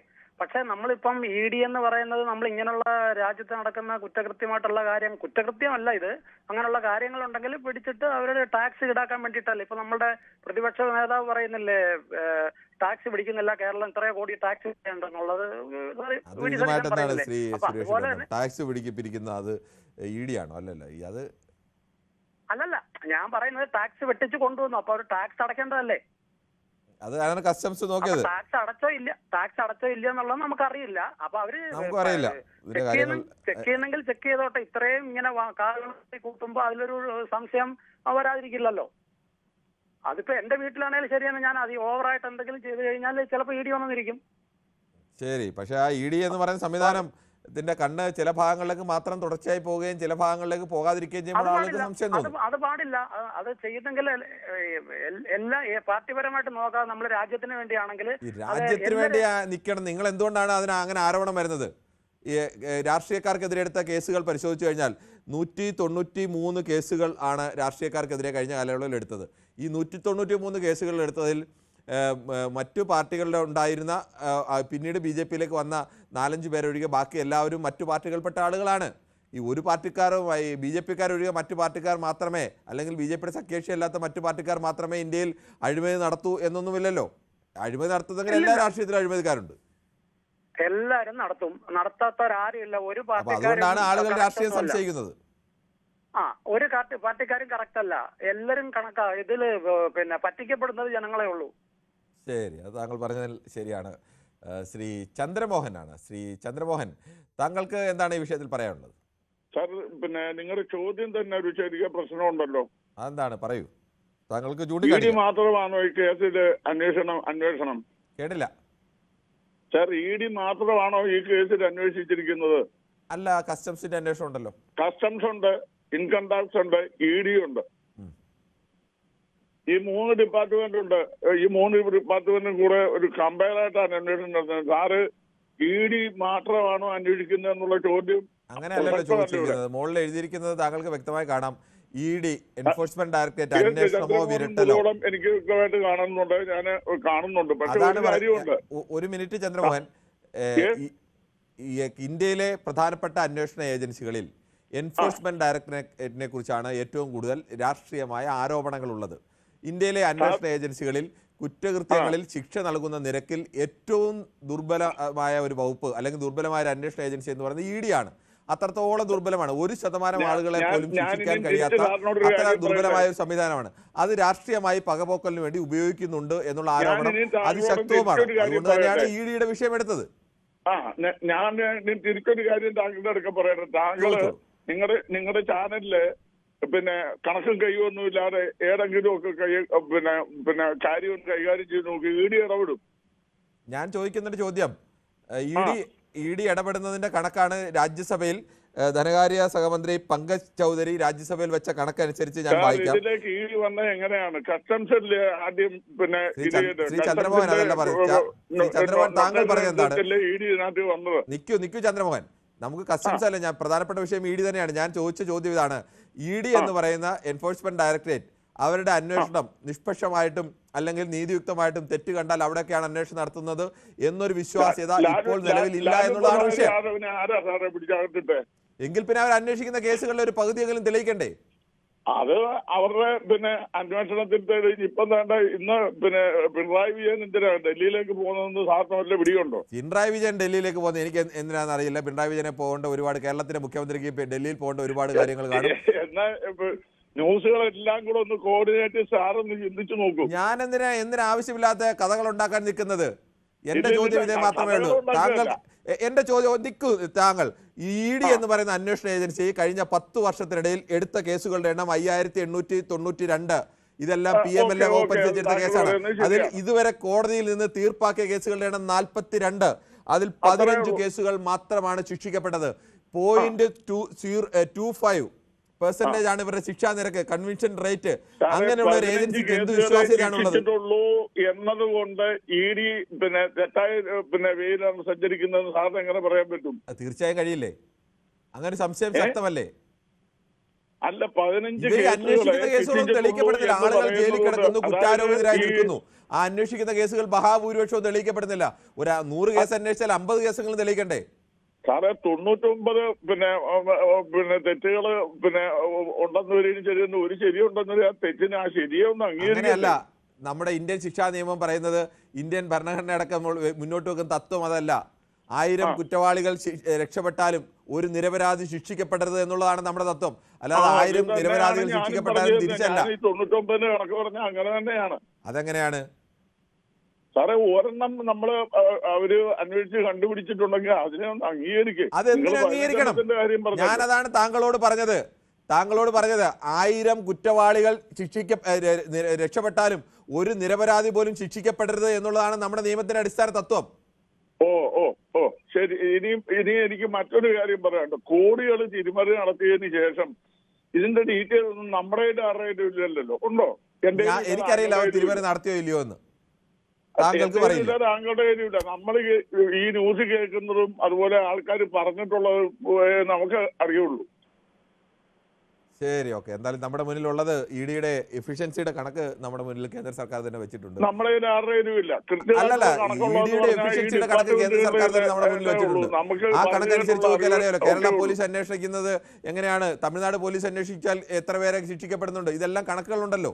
ആ കണക്കുകൾ നോക്കുമ്പോൾ ഇന്ത്യയിലെ ഏറ്റവും ദുർബലമായ ഏജൻസിയാണ് എൻഫോഴ്സ്മെന്റ് ഡയറക്ടറേറ്റ്. അങ്ങനെ പറഞ്ഞ് ഇന്ത്യ ഗവൺമെന്റിനെ താറടിക്കല്ലേ?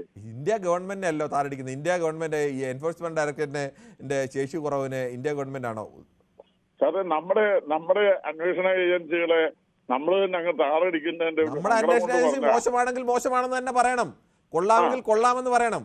കേരള പോലീസിനെതിരെ വിഷയം വന്നു കഴിഞ്ഞാൽ ഇതിനേക്കാളൊക്കെ എത്രയോ വലിയ തോതിൽ കുറ്റം അന്വേഷിച്ച് കണ്ടെത്തുന്നവരാണ് കേരള പോലീസ്. അവർക്കെതിരെ വിമർശനം വരുമ്പോൾ അത് ശക്തമായി നമ്മൾ ഉന്നയിക്കാറില്ലേ? ശരി ശ്രീ ചന്ദ്രമോഹൻ, താങ്കളുടെ അഭിപ്രായം എന്തായാലും താങ്കളുടേതായ അഭിപ്രായം, അത് ഓരോരുത്തർക്കും അവരുടേതായ നിലപാടുകളുണ്ട്. ശ്രീ ശശിധരൻ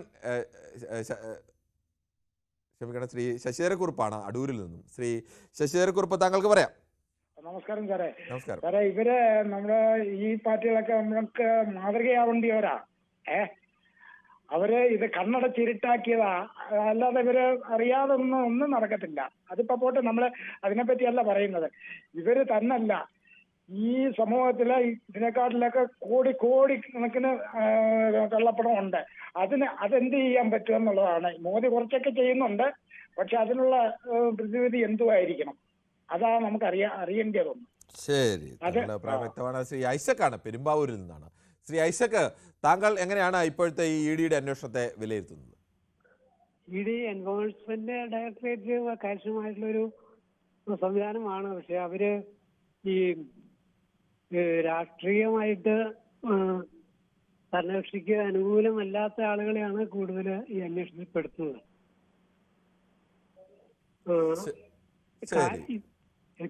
ഈ അവരന്വേഷിക്കുന്ന കാര്യങ്ങളെ ഗൗരവമായിട്ട് എടുക്കുകയോ ഏറ്റെടുത്ത് അത് തെളിയിക്കുന്നതിനൊന്നും അവർക്ക് കഴിയാറില്ല. ഇതെങ്ങനെ ഒരു വാർത്തയായിട്ട് ഇങ്ങനെ വരുന്നു എന്നുള്ളതല്ലാതെ ഇതിനകത്ത് ശാസ്ത്രീയമായിട്ടുള്ള അന്വേഷണമോ കാര്യങ്ങളോ ഒന്നും നടക്കുന്നില്ല എന്നുള്ളതാണ് വസ്തുത. ഇതൊക്കെ ഒരു വാർത്തയായിട്ട് പോകുന്നു എന്നുള്ളതല്ലാതെ ഇതൊന്നും കാര്യക്ഷമമായിട്ടുള്ള ഒരു പ്രവർത്തനത്തിലേക്കോ തീർപ്പിലേക്കോ കാര്യങ്ങൾ പോകുന്നില്ല. ശരി, ഓക്കെ, താങ്കളുടെ അഭിപ്രായം വളരെ വ്യക്തമാണ് ശ്രീ ഐസക്. നമുക്ക് എന്തായാലും ഒരു ചെറിയ ഇടവേളയിലേക്ക് പോകേണ്ടതുണ്ട്. വളരെ വേഗത്തിൽ മടങ്ങി വരാം.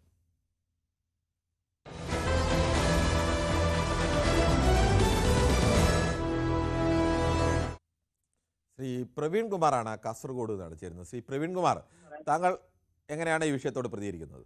സാറേ, ഞാൻ ഇ.ഡി കണ്ട് കൂട്ടിലടിച്ച സത്യാന്നൊക്കെ പറയാറുണ്ടായിരുന്നല്ലോ. അതൊക്കെ വെറുതെ അല്ല സാറേ. എന്തെങ്കിലും തെളിവിന്റെ അടിസ്ഥാനത്തിലല്ലാണ്ട് അവർ ദുൽഖർ സൽമാനെ ഇപ്പൊ മോഹൻലാലിന്റെ മകനെ അവർ പിടിക്കുന്നതെന്ന് പറഞ്ഞാൽ തെളിവില്ലാണ്ട് പിടിക്കുമല്ലോ പൃഥ്വിരാജിനെ. അവർക്ക് എന്തെങ്കിലും അതിന് തെളിവില്ലാണ്ട് പിടിക്കുമോ സാറേ?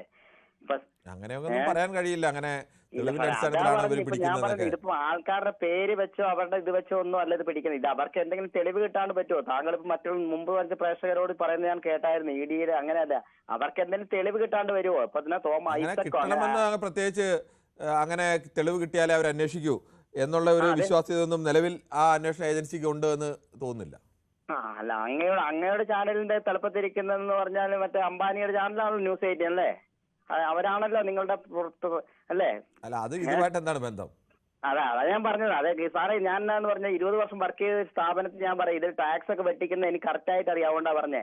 സാലറി പോലും കൊടുത്തിട്ട് അതിന്റെ പൈസ നമ്മളോട് ശ്രീ പ്രവീൺ കുമാർ, ഈ വിഷയത്തിൽ താങ്കൾക്ക് അഭിപ്രായം പറയുമ്പോൾ ഈ ചാനലിന്റെ ഉടമ ആരാണെന്നോ അദ്ദേഹത്തിന് മറ്റെന്തെങ്കിലും താല്പര്യമുണ്ടോ ചാനലിന്റെ ഉടമ ആരാന്നപ്പോ ഞാൻ പറഞ്ഞ ന്യൂസ് 18 എനിക്ക് ശരിക്കും മനുസാറുമായിട്ട് ഞാൻ സംസാരിക്കാറുണ്ട്. അല്ല, ചാനലിന്റെ ഉടമ അതല്ല പറഞ്ഞ. ഇപ്പൊ രാജീവ് ചന്ദ്രശേഖരനാണല്ലോ ന്യൂസ് 18. പക്ഷെങ്കിൽ അത് നിഷ്പക്ഷമായ ഒരു ചാനലാണ് ഏഷ്യാനെറ്റ്. താങ്കളുടെ ചാനൽ നിഷ്പക്ഷമല്ലെന്നല്ലേ ഞാൻ പറഞ്ഞത്. ശരി, താങ്കൾ പറയാൻ ഉദ്ദേശിക്കുന്നത് എന്താണെന്ന് എനിക്ക് മനസ്സിലാകുന്നില്ല ഇപ്പോഴും. ശ്രീ ഉണ്ണികൃഷ്ണനാണ് പോത്തങ്കോട് നിന്നും. ശ്രീ ഉണ്ണികൃഷ്ണൻ, താങ്കൾക്ക് എന്ത് തോന്നുന്നു? ഇപ്പോഴത്തെ ഈ അന്വേഷണം ന്യായമായും അങ്ങനത്തെ ഒരു അന്വേഷണത്തിന് വകുപ്പുണ്ടായി അന്വേഷിക്കുന്നതാണോ, അതോ മറ്റേതെങ്കിലും തരത്തിൽ അതിൽ സംശയങ്ങൾ തോന്നേണ്ട കാര്യമുണ്ടോ? രണ്ട് കാര്യം ഞാൻ പറയാം. രണ്ട് കാര്യം പറയുന്നുള്ളു. അതായത് ആദ്യം ഇവർക്ക് ഇതിൽ രക്ഷപ്പെടണമല്ലോ. അതിന് എത്ര പെട്ടെന്ന് BJP മെമ്പർഷിപ്പ് എടുക്കുക, ഒന്ന്. പിന്നെ രണ്ടാമത്തെ കാര്യം, ഇവര് ചെയ്തതിൽ ഒരുപാട് തെറ്റുണ്ട്. കാര്യം എന്ന് പറഞ്ഞാൽ മറ്റു സംസ്ഥാനങ്ങളിൽ നിന്നും രാജ്യത്തുനിന്ന് വരെ കൊണ്ടുവന്ന വണ്ടിയാണ്. ഇവരിവിടെ കൊണ്ടുവരുന്നത് വരെ ഇവിടെ ആരും അറിഞ്ഞിട്ടില്ല. ഇത്രയും കാലമായിട്ടും ആരും അറിഞ്ഞിട്ടില്ല. ഇതിൽ ആയുധം കടത്തിയിട്ടുണ്ടോ, മയക്കുമരുന്ന് കടത്തിയിട്ടുണ്ടോ, മറ്റേ എന്തെങ്കിലും അനാശാസ്യങ്ങളും എന്തെങ്കിലും മാരകമായിട്ടുള്ള രാജ്യത്തിന് ദ്രോഹമായിട്ടുള്ള എന്തെങ്കിലും ഇതിൽ കൊണ്ടുവന്നിട്ടുണ്ടോ എന്ന് ഇതുവരെയെങ്കിലും ആർക്ക് കണ്ടുപിടിക്കാൻ കഴിഞ്ഞോ? ഇതുവരെയെങ്കിലും ആർക്കെങ്കിലും കണ്ടുപിടിക്കാൻ കഴിഞ്ഞോ? അപ്പൊ അത് തെറ്റല്ലേ? അത് അന്വേഷിക്കണ്ടേ? അത് അന്വേഷിക്കേണ്ടെന്ന് പറയാൻ ആർക്കെങ്കിലും പറ്റുമോ? നമ്മളത് ഏതടിസ്ഥാനത്തിലാണ് അന്വേഷിക്കേണ്ടെന്ന് പറയുന്നത്? ഈ വാഹനം ഇവിടെ വന്നിട്ട് ഇത്രയും കാലമായിട്ട് ഒരു ഈച്ച പോലും അറിഞ്ഞിട്ടില്ല എന്നുള്ള കാര്യം സാർ ആദ്യം മനസ്സിലാക്കണം. അപ്പൊ ഇതിനകത്ത് എന്തൊക്കെ കൊണ്ടുവരാൻ പറ്റും? ഒരു വണ്ടിക്കകത്ത് എന്തെല്ലാം കൊണ്ടുവരാൻ പറ്റും, എന്തെല്ലാം കൊണ്ടുവെക്കും? ആലോചിച്ച് നോക്കുക. അവരൊക്കെ രക്ഷപ്പെടണമെങ്കിൽ അവരുടെ പറ. ശ്രീ രതീഷാണ് ഹരിപ്പാട് നിന്നും. ശ്രീ രതീഷ്, താങ്കൾ എങ്ങനെയാണ് ഇപ്പോഴത്തെ ഈ ഇ.ഡിയുടെ അന്വേഷണത്തെ വിലയിരുത്തുന്നത്? ഇത് ഇ.ഡി നടത്തുന്നത് രാഷ്ട്രീയ പ്രതികാരം മാത്രമാണ്. ഇ.ഡി നമ്മുടെ രാജ്യത്തെ വിവിധ അവർക്ക് എതിർ രാഷ്ട്രീയമുള്ളവരെ മൊത്തം ഇതുപോലുള്ള കള്ള കേസുകൾ കുടുക്കി. നമുക്കറിയാം, ഈ വണ്ടികൾ വന്നിരിക്കുന്ന ഭൂട്ടാനിൽ നിന്നാണ്. ഭൂട്ടാനിൽ നിന്ന് വന്ന് ഹിമാചൽ പ്രദേശ് രജിസ്ട്രേഷൻ നടത്തിയ വണ്ടികളാണ്. അവിടെ നിന്നാണ് ഇത് ഡിസ്ട്രിബ്യൂഷൻ നടന്നിരിക്കുന്നത്. അവിടെയുള്ള ആൾക്കാർ എന്തുകൊണ്ട് അറസ്റ്റ് ചെയ്യുന്നില്ല? ഇങ്ങനെ താഴെ തട്ടിലുള്ള ഈ ദുൽഖർ സൽമാനെയോ അല്ലെങ്കിൽ പൃഥ്വിരാജിനകത്ത് എന്ത് തെറ്റ് ചെയ്ത്? ഇത് ഇവർക്ക് വണ്ടി സപ്ലൈ ചെയ്തവരെ പിടിക്കണ്ടേ? അവിടെ ആ പിടിക്കുന്നതിനകത്ത് എന്തെങ്കിലും അന്വേഷണമോ മറ്റ് തെളിവുകളോ ഇവർ ഹാജരാക്കുന്നുണ്ട്? അന്ന് തന്നെ നമ്മൾ കണ്ട് ഈ ഒരു കസ്റ്റംസ് ഉദ്യോഗസ്ഥൻ മാധ്യമങ്ങളുടെ മുന്നിൽ നടന്നൊരു നാടകം കളിക്കുന്നത് കണ്ട് അവരെ മേലിൽ നാരാണ്ടൊക്കെ ഫോൺ ചെയ്ത് ഒരു ഡ്രാമ. ഇത് ഈ BJPക്കെതിരെ അല്ലെങ്കിൽ ആ സംഘപരിവാറിനെതിരെ ആര് നിലപാടെടുക്കുന്നോ അവർക്കെതിരെ ഇങ്ങനെയുള്ള അവരെ രൂക്ഷമായിട്ട് അതിക്രമിച്ച് ഇവരുടെ പരിധിക്ക് കൊണ്ടുവരാനുള്ള ശ്രമമാണ് നടന്നിരിക്കുന്നത്. നമ്മുടെ രാജ്യത്തിന്റെ കോടതികൾ പോലും ഈ സംഘപരിവാറിന്റെ നിയന്ത്രണത്തിലാണെന്ന് നമുക്ക് സംശയിക്കേണ്ടിയിരിക്കുന്ന ഒരു അവസ്ഥയിലൂടെയാണ് നമ്മുടെ രാജ്യം പോയിക്കൊണ്ടിരിക്കുന്നത്. തെരഞ്ഞെടുപ്പ് വരും, ബീഹാർ തെരഞ്ഞെടുപ്പ് വരും. നമുക്ക് പൂർണ്ണമായും കോടതികളെ അടക്കം അവസാനത്തെ ഒരു ആശ്രയം എന്ന നിലയ്ക്കുള്ള കോടതികളടക്കം അത്തരത്തിൽ സംശയത്തിന് നിലനിർത്തിക്കൊണ്ട് പോകുന്നത് എപ്പോഴും നന്നാവും എന്ന് തോന്നുന്നില്ല. ശ്രീ മൈക്കിളാണ് ഇടുക്കിയിൽ നിന്നും. ശ്രീ മൈക്കിൾ, താങ്കൾ എങ്ങനെയാണ് ഈ വിഷയത്തെ വിലയിരുത്തുന്നത്? സാറേ നമസ്കാരം. നമസ്കാരമുണ്ട്. സാറേ, ഇ.ഡിയുടെ അന്വേഷണം നല്ലതാണ്. ഇ.ഡിയുടെ ജോലി ഇ.ഡി ചെയ്തോട്ടെ. പക്ഷെ ഇ.ഡി ചെയ്യുന്നത് ഇപ്പൊ ഒരു കുറെ കാലം കൊണ്ട് കണ്ടുവരുന്നത് ഇതാണ്. ഇ.ഡി നിഷ്പക്ഷമായിട്ടാണോ ജോലി ചെയ്യുന്നതെന്നുള്ളത് സംശയമാണ്. അവര് ഈ കുറെ ആളുകളെ പേടിപ്പീര് കാണിച്ച് ഇങ്ങനെ അവർക്ക് ഇഷ്ടമല്ലാത്ത ആളെന്ന് തോന്നിയാൽ അവർ പിടിക്കും. അതുകൊണ്ട് പേടിച്ചിരിക്കുന്ന ഒത്തിരി ആളുകൾ നമ്മുടെ നാട്ടിൽ പോലും ഉണ്ട്. ഈ കേരളത്തില് ഇവര് മാത്രമല്ല, ഇത് മാത്രമല്ല, അല്ലാതെ തന്നെ ഒത്തിരി ആളുകളെ ഇവര് പേടിപ്പീര് കാണിച്ച് വിരട്ടി നിർത്തുന്നുണ്ട് ആളുകളെ എന്നാണോ താങ്കൾ പറയുന്നത്? എന്താ സാറേ? വിരട്ടി നിർത്തുന്നുണ്ട് ഇഡി. നാളെ നിങ്ങളുടെ വീട്ടിലേക്ക് ഞങ്ങൾ വരാൻ സാധ്യതയുണ്ട് എന്നൊരു വിരട്ടൽ സമാനമായ രീതിയിൽ നിങ്ങളൊക്കെ ചെയ്തു കഴിഞ്ഞാൽ പൊളിറ്റിക്കലായി എതിർത്താൽ അത്തരമൊരു വിരട്ടലാണോ ഇത്? ഇത് വിരട്ടല. അയ്യോ, ഇത് സംശയമല്ല ഈ കാര്യത്തിൽ. ഇത് മാത്രമല്ല, ഇവിടെ ഒത്തിരി പേര് വിരട്ടി നിൽക്കുന്ന ആളുകളുണ്ട്. ഞാൻ പറഞ്ഞത് കുറ്റക്കാരാണെങ്കിൽ കണ്ടുപിടിക്കണം, ശിക്ഷിക്കട്ടെ, പിടിക്കണമല്ലോ. പക്ഷെ ഇതല്ല, ഇത് വിരട്ടി നിർത്തുന്നയാ. നമ്മുടെ നാട്ടില് ഇപ്പൊ കേരളത്തിൽ ഒത്തിരി ആളുകൾ, ഒത്തിരി സൈസിലുള്ള ആളുകളുണ്ട് വിരട്ടി നിർത്തിയിരിക്കുന്നവര്. ഇവരുടെ ജോലി അതാ. താങ്കളുടെ അഭിപ്രായം വ്യക്തമാണ് ശ്രീ മൈക്കിൾ. ശ്രീ കണ്ണനാണ് ആലപ്പുഴയിൽ നിന്നും. ശ്രീ കണ്ണൻ, താങ്കൾ എങ്ങനെയാണ് ഈ വിഷയത്തെ കാണുന്നത്? നമസ്തേ സാർ. നമസ്കാരമുണ്ട്. പറ സാറേ, കയ്യിലൊരു രാഗയും കെട്ടി നെറ്റിക്ക് ഒരു കുങ്കുമക്കുറിയും തൊട്ടാൽ മാത്രമേ രാജ്യസ്നേഹമാകത്തുള്ളൂ എന്നുള്ള ചില ആൾക്കാരുടെ വിചാരമാണ്. പിന്നെ നമ്മൾക്കറിയാം, ഇപ്പൊ നമ്മൾ ഈ പറയുന്ന ആൾക്കാരെക്കാട്ടി കൂടുതൽ രാജ്യത്തെ സ്നേഹിക്കുകയും നമ്മൾ ഭീകരവാദത്തെ എതിർക്കുന്ന ആൾക്കാരാണ്. അത് ഓരോരുത്തർക്കും വ്യക്തിപരമായിട്ടുള്ള രാഷ്ട്രീയമുണ്ട്. പക്ഷെ നമ്മൾക്കിപ്പോ കണ്ടുവരുന്ന ഈ ഇഡി രാഷ്ട്രീയമായിട്ടുള്ള പകപോക്കലിനെ ഉപയോഗിക്കുന്നതായിട്ട്, അത് ഇപ്പം നമ്മൾ ഇവിടെ പറഞ്ഞിട്ടുള്ള എല്ലാ ആൾക്കാരും ആ ഒരു നിലപാടാണ് എടുക്കുന്നത്. പിന്നെ ഇപ്പൊ നമ്മൾക്കറിയാം, ഇപ്പൊ കേരളത്തിൽ തന്നെ പല ഇടതുപക്ഷത്തിലോ കോൺഗ്രസിലോ അനുഭാവം നേരത്തെ പുലർത്തിയിരുന്നവര് ചില കള്ളക്കളി കാരണം അവരെ പുറത്താക്കും. ഉടനെ തന്നെ ഇപ്പൊ അവർ BJP മെമ്പർഷിപ്പ് എടുത്തു കഴിഞ്ഞാൽ പിന്നെ അവർക്കെതിരെ ഇപ്പൊ ഇഡിയ അല്ലെങ്കിൽ മറ്റുള്ള സംഘപരിവാര ഒന്നും ആ ശബ്ദം ഉയർന്നില്ല. ഇപ്പൊ നമ്മുടെ വീടിന്റെ പരിസരത്തുള്ളവരുടെ കാര്യം തന്നെ പറയുന്നത്. അങ്ങനെയുള്ള അഴിമതി കാണിക്കുന്നവരെ പുറത്തിട്ട് കഴിഞ്ഞാൽ ഉടനെ തന്നെ BJPക്കാർ ഒന്ന് മെമ്പർഷിപ്പ് കൊടുത്തേക്കുക. ഇതാണ് ഇവിടുത്തെ അവസ്ഥ. അപ്പൊ ഈ രാഷ്ട്രീയമായ പകപോക്കലാണെന്നുള്ളതാണ് എന്റെ അഭിപ്രായം. ശരി, താങ്കളുടെ അഭിപ്രായം അങ്ങനെയാണ്. ശ്രീ ശൈല ജാസ്മിനാണ്, പഞ്ചായത്ത് മെമ്പറാണ് പരവൂരിൽ നിന്നും. ശ്രീ ശൈല ജാസ്മിൻ, പറഞ്ഞോളൂ. നമസ്കാരം. കേട്ടില്ല. ഹലോ, കേൾക്കാമോ ഞാൻ പറയുന്നത്? കേൾക്കാം, പറഞ്ഞോളൂ. ഓക്കെ. ഇഡിയുടെ അന്വേഷണത്തിനെ കുറിച്ചിട്ട് ഇത് രാഷ്ട്രീയ പകപോക്കലാണെന്നുള്ള പൂർണ്ണമായിട്ടുള്ള അഭിപ്രായം എനിക്കില്ല. പക്ഷെ അങ്ങനെയാണെങ്കിൽ അതിനനുസരിച്ച് അത്രയും കൂടുതലായിട്ട് വരേണ്ടത്. പക്ഷെ എനിക്കൊരു കാര്യം പറയാനുള്ളതെന്ന് വെച്ചാൽ, നമ്മൾ ഓരോ പൗരനെ സംബന്ധിച്ചിടത്തോളം നമ്മൾ രാഷ്ട്രത്തോടൊരു കടപ്പാടുണ്ട്. നമ്മൾ ഓരോ പൗരനും ഒരു ദൗത്യമുണ്ട്. അപ്പൊ അത് നമുക്ക് ഓരോ സിറ്റിസണും നമുക്ക് രാജ്യം നമുക്ക് കുറച്ച് അധികാരങ്ങളെല്ലാം നമുക്ക് ജന്മന തരുന്നത് പോലെ തന്നെ നമുക്കും കൂടി എന്താണ് കുറച്ച് രാജ്യത്തിന് വേണ്ടിയിട്ട് നമുക്കും കൂടി കുറച്ച് കടപ്പാടുകളുണ്ട്. അതെന്താന്ന് വെച്ചാൽ, നമ്മളിപ്പോ ടാക്സ് വെട്ടിക്കുന്നത് സത്യത്തിൽ ഇത് ശരിയല്ല. നമ്മുടെ രാജ്യത്തിനോട് ചെയ്യുന്ന ഒരു തരം സ്നേഹമില്ലായ്മ തന്നെ എന്ന് തന്നെ പറയാം. രാജ്യത്തെ ടാക്സ് നികുതി അടയ്ക്കുക എന്നുള്ളത് നികുതി വെട്ടിക്ക് പ്രധാനമായും ഈ വൻകിട ആളുകളൊക്കെയാണ് ഇത്തരത്തിൽ നികുതി വെട്ടിപ്പ് നടത്തുന്നത്. അത്രേ ഉള്ളൂ. അതാണ് ഈ വൻകിട ആളുകളെ മാത്രം തേടി എന്തുകൊണ്ട് ഇടി വരുന്നത്? അപ്പൊ എന്തെങ്കിലും അവരുടെ ഭാഗത്ത് മിസ്റ്റേക്ക് ഉള്ളത് കൊണ്ട് മാത്രമായിരിക്കണം. അപ്പൊ ഓരോരുത്തരും ഇതിനൊരു പഴഞ്ചൊല്ലുണ്ട്, മടിയിൽ കനമുള്ളവനെ വഴിയിൽ ഭയക്കേണ്ടതുള്ളൂ എന്ന് പറയും. ഹെല ജാസ്മിൻ, ഈ മടിയിൽ കനമുള്ളവനെ വഴിയിൽ ഭയക്കേണ്ടതുള്ളൂ എന്നൊക്കെ പറയാമായിരുന്നു നേരത്തെ. പക്ഷേ ഇപ്പോൾ ഇഡി വിചാരിച്ചു കഴിഞ്ഞാൽ മടിയിൽ കനമില്ലാത്തവരെയും വേണമെങ്കിൽ കേസിൽപ്പെടുത്തി കുറെ കാലം അങ്ങനെ നിർത്താനൊക്കെ കഴിയും. അല്ല, ഇതിലിപ്പോ ഒരു ഒരാൾ ഈ കേസൊക്കെ കഴിഞ്ഞ് അയാളെ ഇറങ്ങി വരുമ്പോഴത്തേക്ക് ഏത് കാലത്തായിരിക്കും അയാളുടെ സമ്പത്തും അയാളുടെ ജീവിതം മുഴുവൻ ആ കേസിന് പുറകെ നടക്കേണ്ടി വരും. എത്രയോ പേർ 3-4 വർഷമായി ജയിലുകളിൽ കിടക്കുന്നു. അവർക്കൊന്നും കുറ്റപത്രം പോലും ഇല്ലാതെ, അല്ലെങ്കിൽ അവരൊന്നും ശിക്ഷിക്കപ്പെടുകയോ ഒന്നുമില്ലാതെ ജയിലിൽ കിടക്കേണ്ടി വരുന്ന എത്രയോ മനുഷ്യർ. അതൊരു കാര്യമുണ്ട്. അല്ല, വെറുതെ ഒരാളിനെ വന്ന് ഇപ്പൊ തന്നെ നമ്മളിപ്പോ കഴിഞ്ഞ ദിവസം കണ്ടതാണ്. ഞാൻ പേര് പറയാം, ദുൽഖർ സൽമാന്റെ ഈ ഇഡി അന്വേഷണവുമായി ബന്ധപ്പെട്ട് ആ ഒരു 3 കാറല്ലേ പുള്ളിക്കാരന് മേടിച്ചു എന്ന് പറയുന്നത്. അപ്പൊ അത് അങ്ങനെ വന്നത് കൊണ്ടാണല്ലോ ഒരു ഇഡി അന്വേഷണം അതിനകത്ത് വന്നത്. ഇല്ലെങ്കിൽ തന്നെ അത് വരില്ലല്ലോ. താങ്കളുടെ അഭിപ്രായം വ്യക്തമാണ്. ശ്രീ കൃഷ്ണൻകുട്ടിയാണ് മണിമലയിൽ നിന്നും. ശ്രീ കൃഷ്ണൻകുട്ടി, താങ്കൾക്ക് എന്ത് തോന്നുന്നു? ഇതിൽ രാഷ്ട്രീയ പകപോക്കലുണ്ടോ അതോ ഇഡിയുടെ സ്വാഭാവികമായ ഒരു അന്വേഷണമാണോ? നമസ്കാരം. നമസ്കാരം. ഇപ്പൊ വിളിച്ച സഹോദരി കാര്യങ്ങൾ ശരിക്കും മനസ്സിലാക്കാതെയാണ് സംസാരിക്കുന്നതെന്നാണ് മനസ്സിലാവുന്നത്. രാജ്യത്ത് നടക്കുന്ന ഇഡിയെ ഉപയോഗിച്ച് നടത്തിയിട്ടുള്ള വേട്ടകളൊക്കെ എന്തുമാത്രം ഉണ്ടെന്നും അതിൽ ആരൊക്കെ കഷ്ടത അനുഭവിച്ചിട്ടുണ്ടെന്നും ഇഡിയുടെ വേട്ടയിൽ നിന്ന് രക്ഷപ്പെടാൻ വേണ്ടി അങ്ങനെയുള്ള ആൾക്കാർ ചെയ്ത കാര്യങ്ങൾ എന്തൊക്കെയാണെന്ന് നമുക്ക് എല്ലാവർക്കും അറിയാം. നേരെ തിരിച്ച് BJPയിൽ അങ്ങ് ചേരുകയാണെന്നുണ്ടെങ്കിൽ ഒരു ഇഡിയും വരില്ല, ഒരു CBIയും വരില്ല, ആരും വരില്ല. ഇത് രാജ്യം മുഴുവൻ കണ്ടുകൊണ്ടിരിക്കുന്ന കാര്യമാണല്ലോ. നമ്മുടെ ഈ സുരേന്ദ്രന്റെ കുഴൽപ്പണ കേസ് ഇഡി അന്വേഷിക്കണമെന്ന് പറഞ്ഞിട്ട് പോലീസ് കൊടുത്തേക്കുന്ന റിപ്പോർട്ട് ഇതുവരെ ഇഡി എന്ത് ചെയ്തു? ഒന്നും ചെയ്തില്ലല്ലോ. അതുപോലെ തന്നെ നമ്മുടെ തോമസ് ഐസക്കിന് കഴിഞ്ഞ ധനകാര്യമന്ത്രിയുടെ പുറകെ ഇഡി വന്നല്ലോ. കേരളത്തിലെ കുഴൽപ്പണ കേസിന്റെ കാര്യത്തിൽ ഇഡിക്ക് മാത്രമല്ല, മറ്റ് കേരളത്തിലെ ചില ഏജൻസികളുമൊക്കെ അന്വേഷണം നടത്തിയിട്ട് എന്തായി എന്നുള്ള ചോദ്യമൊക്കെ ഉണ്ട്. അപ്പോൾ അതെ, അത് ഇ ഡി അന്വേഷിക്കേണ്ട ഭാഗം അന്വേഷിക്കാൻ വേണ്ടി കൊടുത്തിട്ടുണ്ടല്ലോ, അതൊന്നും ആയില്ലല്ലോ. അതാണ് ഞാൻ പറഞ്ഞത്. ഇനി തോമസ് ഐസക്കിന്റെ പുറകെ ഇ ഡി വന്നില്ലേ, എന്നിട്ട് എന്തായി? തോമസ് ഐസക്ക് കോടതി പോയി. ഇ ഡിക്ക് എന്തിനാണ് തോമസ് ഐസക്കിനെ വിളിച്ചതെന്ന് പോലും പറയാൻ കഴിയാത്ത അവസ്ഥ എത്തി. അങ്ങനെ ഇ ഡി നാണം കെട്ടില്ലേ? കേരളത്തിൽ വന്ന് ഇ ഡി നാണം കെടാത്ത നാണം കെട്ടുപോ എന്തുമാത്രം കാര്യങ്ങളുണ്ട് നമ്മൾ കണ്ടോണ്ടിരിക്കുന്നതല്ലേ. ഇപ്പൊ ദുൽഖറിന്റെ കാര്യം തന്നെ നോക്കൂ. ദുൽഖർ കോടതിയിൽ പോയി, കസ്റ്റംസ് നേരെ കോടതിയിൽ പോയി അനുകൂല വിധി വാങ്ങിയപ്പോ അത് കേന്ദ്രത്തിന് മൊത്തം നാണക്കേടായില്ലേ? ആ നാണക്കേടിന് പരിഹാരം എന്താ ചെയ്യുക? തിരിച്ചടി കൊടുക്കണ്ടേ? ആ ഒരു തിരിച്ചടിയാണ് ഇപ്പൊ നടന്നുകൊണ്ടിരിക്കുന്നത്. ഇ ഡി വന്ന് കോടതിയിൽ തന്നെ ഇ ഡി അന്വേഷണത്തിന് തടസ്സമില്ല എന്ന് കോടതിയെയും വ്യക്തമാക്കിയിരുന്നു. ഇ ഡി അന്വേഷണം തടസ്സം കാര്യം ഇപ്പൊ ഇ ഡി വരാൻ കാര്യം ആ കേന്ദ്രത്തിന് നാണക്കേടായില്ലേ? ആ കസ്റ്റംസുകാരൻ വന്നൊരു പത്രസമ്മേളനം നടത്താൻ നോക്കിയിട്ട് അയാൾക്ക് ആരോ ഫോൺ ചെയ്തപ്പോ അയാൾ ഇട്ടിട്ട് ഓടിപ്പോയില്ലേ? ഇല്ലേ? നിങ്ങളൊക്കെ റിപ്പോർട്ട് ചെയ്ത കാര്യമല്ലേ അത്? അപ്പൊ കേന്ദ്രത്തിൽ നാണക്കേടായി കഴിഞ്ഞപ്പം ആ നാണക്കേടും തടി വരാൻ വേണ്ടി കാണിക്കുന്ന ഒരു കോപ്രായം ഇത്.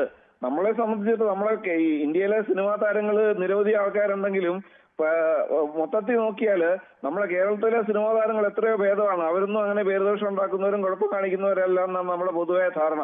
അതുകൊണ്ട് ഇപ്പൊ നോക്കൂ, മമ്മൂട്ടി എന്ന് പറയുന്ന ആള് നിസ്സാരക്കാരനല്ല എന്ന് കേന്ദ്രത്തിന് അറിയാം. മമ്മൂട്ടി ഇടതുപക്ഷത്തിന്റെ കൂടെ അനുഭവം കാണിച്ചു നിൽക്കുന്നയാളും കൈരളി ചാനലിന്റെ ചെയർമാനുമാണ്. അതുപോലെ തന്നെ പൃഥ്വിരാജിന് ഒരിക്കലും സംഘപരിവാരക്കാരോട് ഒരു ആഭിമുഖ്യം ഇല്ലാത്തയാളാണ്. വ്യക്തമാക്കിയിട്ട് പറഞ്ഞിട്ടുള്ള കാര്യമാണ് പൃഥ്വിരാജ്. അപ്പൊ എന്ത് ചെയ്യണം? അവരെ താറടിക്കാൻ വേണ്ടി ഒരു കാര്യം ചെയ്യണ്ടേ? ഇപ്പൊ ഇ ഡിയുടെ തന്നെ വിശ്വാസ്യത എത്രയുണ്ടെന്ന് ഇപ്പൊ കിരൺ തന്നെ പല പ്രാവശ്യം പറഞ്ഞു കഴിഞ്ഞില്ലേ? അവരുടെ ഈ തെളിയിക്കുന്ന കുറ്റങ്ങൾ തെളിയിക്കുന്നത് 1% പോലും ഇല്ലാത്ത, ഒരു വിശ്വാസത ഇല്ലാത്ത കുറെ കോമഡി കേന്ദ്രത്തിന്റെ കുറെ കോമഡി കഥാപാത്രങ്ങളാണ് ഇ ഡി എന്ന് പറയുന്നത്. അവര് വളരെ കാണിക്കുന്ന എല്ലാം ഇതുപോലുള്ള കാര്യങ്ങളാ, കോമഡി മാത്രം. പിന്നെ ഈ കേന്ദ്രത്തിന്റെ വേട്ടപ്പട്ടിയായിട്ടാണ് അവർ ഓടി നടക്കുന്നത്. അതുകൊണ്ട് യാതൊരു കാര്യമില്ല. കൃഷ്ണൻകുട്ടിയുടെ അഭിപ്രായമാണ് അത്. എന്തായാലും നമുക്ക് മറ്റൊരു പ്രേക്ഷകനിലേക്ക് കൂടി പോകേണ്ടതുണ്ട്. അടുത്ത പ്രേക്ഷകൻ ശ്രീ ജയചന്ദ്രനാണ് പത്തനംതിട്ടയിൽ നിന്ന്. ശ്രീ ജയചന്ദ്രൻ, താങ്കൾക്ക് പറയാം. നമസ്കാരം. ഇത് നമ്മൾ നിഷ്പക്ഷമായിട്ട് ഒന്ന് പറഞ്ഞാലേ, ഈ സിനിമാ ഫീൽഡ് എന്ന് പറയുന്നത് ഈ കള്ളപ്പണത്തിന്റെയും മയക്കുമരുന്നിന്റെയും ഒരു വിഹാരരംഗമായി ഈ സിനിമാ ഫീൽഡ് എന്ന് പറഞ്ഞത്. ഇത് നമുക്ക് ഇത് ബോംബെ മുതൽ ഈ കേരളത്തിൽ കഴിഞ്ഞിടയ്ക്ക് തന്നെ കുറെ നിർമ്മാതാവിന് കണ്ടില്ലേ, ഒറ്റയാള് സിനിമയ്ക്ക് കയറാത്തൊരു ആ സിനിമ ലാഭമാണെന്ന് പറഞ്ഞല്ലേ കണക്ക് വന്നേക്കുന്നേ. അതുപോലെ ഈ ദുൽഖർ ഈ സിനിമാ ഫീൽഡിൽ ഇവർക്ക് ഒറിജിനൽ എത്ര റേറ്റ് ആണ് ഇവർക്ക് പ്രതിഫലം കിട്ടുന്നതെന്ന് ആരെങ്കിലും കറക്റ്റ് പറയുമോ? ഇവർക്ക് പകുതി താഴെ ഒഫീഷ്യലായിട്ട് കൊടുക്കുന്നുണ്ട്, ബാക്കി കള്ളപ്പണമായിട്ട് ഗൾഫിലും മറ്റു പലയിടത്തുമാണ് ഇത് കൈമാറുന്നത്. അപ്പൊ അത് ഹവാല ആയിട്ട് ഇവിടെ വരും. പ്രത്യേകിച്ചും ദുൽഖറും ഒക്കെ ഹവാലയിലാണ് ഈ കാറിന്റെ ഇടപാട് നടത്തിയിട്ടുള്ളതുള്ളത് വിവരമുള്ളവർക്കെല്ലാം അറിയാം. അങ്ങനെയാണ് ശ്രീ ജയചന്ദ്രൻ, നമ്മളങ്ങനെ ഒരു എല്ലാവർക്കും അറിയാമെന്നൊക്കെ പറയും. താങ്കൾ ഒരു ആരോപണമായിട്ട് അത് ഉന്നയിക്കുന്നു, താങ്കൾ അങ്ങനെ കരുതുന്നു. അതിനപ്പുറത്തേക്ക് അത് വിവരമുള്ളവർക്കെല്ലാം അറിയാമെന്ന് പറഞ്ഞാൽ അതെങ്ങനെ, അതിന് എന്തെങ്കിലും തെളിവുകൾ ഇത് വന്നിട്ടുണ്ടോ? പിന്നെ ഈ സർക്കാരിന്റെ നമ്മുടെ ഇന്ത്യ ശ്രീ ജയചന്ദ്രൻ, ജയചന്ദ്രൻ ഒരു മിനിറ്റ് നിൽക്കൂ. ഈ താങ്കൾ ഇങ്ങനെ ഒരാൾക്കെതിരെ ഒരു ആരോപണം പറയുമ്പോൾ ഒന്നുകിൽ താങ്കളുടെ ഒരു ആരോപണം മാത്രമായി നിർത്തണം, അല്ലാതെ അത് അറിയാം എന്നൊക്കെ പറഞ്ഞു പോകുന്നത് ശരിയല്ല. അല്ല, സിനിമാ ഫീൽഡ് കള്ളപ്പണത്തിന്റെ ഒരു ഫീൽഡാണ്. അതൊക്കെ ആയിക്കോട്ടെ, എനിക്കറിയില്ല എല്ലാ ഫീൽഡ് അവിടെ മാത്രമാണോ കള്ളപ്പണം ഉള്ളത്, വേറെ എവിടെയെങ്കിലും കള്ളപ്പണം ഇല്ലയോ? അപ്പൊ ഇത് തന്നെ. പിന്നെ നമ്മുടെ ഇന്ത്യ രാജ്യത്തെ നിയമം അനുസരിച്ച് ഇപ്പം ഈ ദുൽഖറിന്റെ അവിടെ തന്നെ പറഞ്ഞ് ഹവാല ഉണ്ടെന്നോ അതൊക്കെ പുറകാലെ വരുന്നതാണ്. അപ്പം ഇവര് നിയമം അനുസരിച്ച് ജീവിച്ചാൽ അവിടെ ഇ ഡി കയറുമോ? അതൊക്കെ ഇ ഡി കയറുന്നതല്ല, നിയമം അനുസരിച്ച് ജീവിക്കുന്നവരുടെ അല്ലാത്തവരുടെ വീടുകളിലാണ് എന്നൊന്നും താങ്കൾ കരുതരുത്. ഇ ഡി ഒക്കെ അങ്ങനെ അത്തരം കാര്യങ്ങളൊക്കെ ചെയ്യാറുണ്ട് എന്നുള്ളത് എത്രയോ ആരോപണങ്ങൾ എത്രയോ സമയമായി വന്നിരിക്കുന്നു. അല്ല, ആരോപണം വന്നതിന് അതിനെ സാധൂകരിക്കുന്നില്ല. ഇ ഡി എടുത്ത കേസുകൾ എത്ര, തെളിവ് ആ കേസുകളിൽ തീർപ്പാക്കിയത് എത്ര? ഈ കേസെടുത്ത് അങ്ങ് പോയാൽ മതിയോ? ആ കേസുകൾക്ക് ഒരു തീർപ്പ് വേണ്ടേ? എവിടെ വിചാരണയിലിരിക്കുന്ന? ആകെപ്പാട് 10,000 കേസെടുത്തതിൽ 15 കേസുകളാണ് കഴിഞ്ഞ 10 കൊല്ലത്തിനുള്ളിൽ ആകെ ശിക്ഷിക്കപ്പെട്ടത്. കേരളത്തിൽ തന്നെ താങ്കളുടെ അറിവിൽ തന്നെ താങ്കൾക്ക് അറിയാവുന്ന 10-20 കേസ് കാണും. ഈ കേസെല്ലാം എന്തെങ്കിലും ആയിട്ടുണ്ടോ? എനിക്കറിയാം. ഈ കഴിഞ്ഞിടയ്ക്ക് തന്നെ നിർമ്മാതാക്കള് ഈ ഇതെല്ലാം പറയുന്നല്ല, ഇതൊന്നും തെളിയിക്കാൻ ഇ ഡിയെ കൊണ്ട് കഴിഞ്ഞിട്ടില്ലല്ലോ. ഇ ഡി ഇങ്ങനെ വരും, കേസെടുക്കും, കുറെ കാലം വാർത്തയാവും, ആ നിൽക്കുന്ന ആളുകൾ കുറെ പേര് അവമാനിതരാവും. അതിൽ ചിലർ കള്ളന്മാരായിരിക്കും, ചിലർ സത്യസന്ധരായ മനുഷ്യരായിരിക്കും. അല്ലെ കള്ളപ്പണം ഇല്ലാത്തവന്റെ വീട്ടിൽ ഇ ഡി കയറത്തില്ലല്ലോ. അതെങ്ങനെ താങ്കൾക്ക് എന്താ ഉറപ്പ്? അല്ല പിന്നെ അല്ല ഇവര് പറയട്ടെ, ഇവര് കോടതിയിൽ പോട്ടെ. ഇവര് കോടതിയിലൊക്കെ പോയൊക്കെ ആളുകൾ കാശുള്ളവൻ കോടതിയിൽ പോയി രക്ഷപ്പെടും, അല്ലാത്ത ആളുകൾ ആരെങ്കിലും ആണെങ്കിൽ അവർ പെട്ടുപോകും, അത്രേ ഉള്ളൂ. ഈ ദുൽഖറും ബാക്കി ഒരുത്തനും ഹൈക്കോടതിയിൽ പോകണ്ടായിരുന്നല്ലോ ഈ അനധികൃതം കൊണ്ടുവന്ന ഈ വാഹനത്തിന് വിട്ടുതരണമെന്ന് പറഞ്ഞ്. അവര് പോയല്ലോ, കോടതിയിലല്ലേ പോയത്. ഇല്ല, അവര് കള്ളപ്പണമാണെങ്കിൽ കോടതി പോവോ?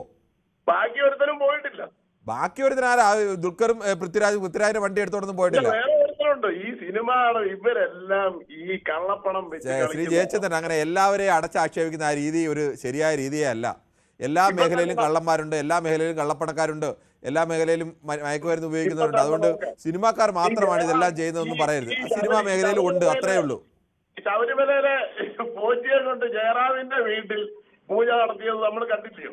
അത് ഇതുമായിട്ട് എന്താ ബന്ധം? ഇവരെല്ലാം ഈ അനധികൃത പണം ശരി ജയചന്ദ്രൻ, താങ്കൾ അങ്ങനെ എല്ലാവരെയും അടച്ചാക്ഷേപിക്കുന്നത് ശരിയല്ല. ശ്രീ ബിനോയ് ആണ് കൊല്ലത്ത് നിന്നും. ശ്രീ ബിനോയ്, താങ്കൾ പറഞ്ഞോളൂ. നമസ്കാരം. നമസ്കാരം.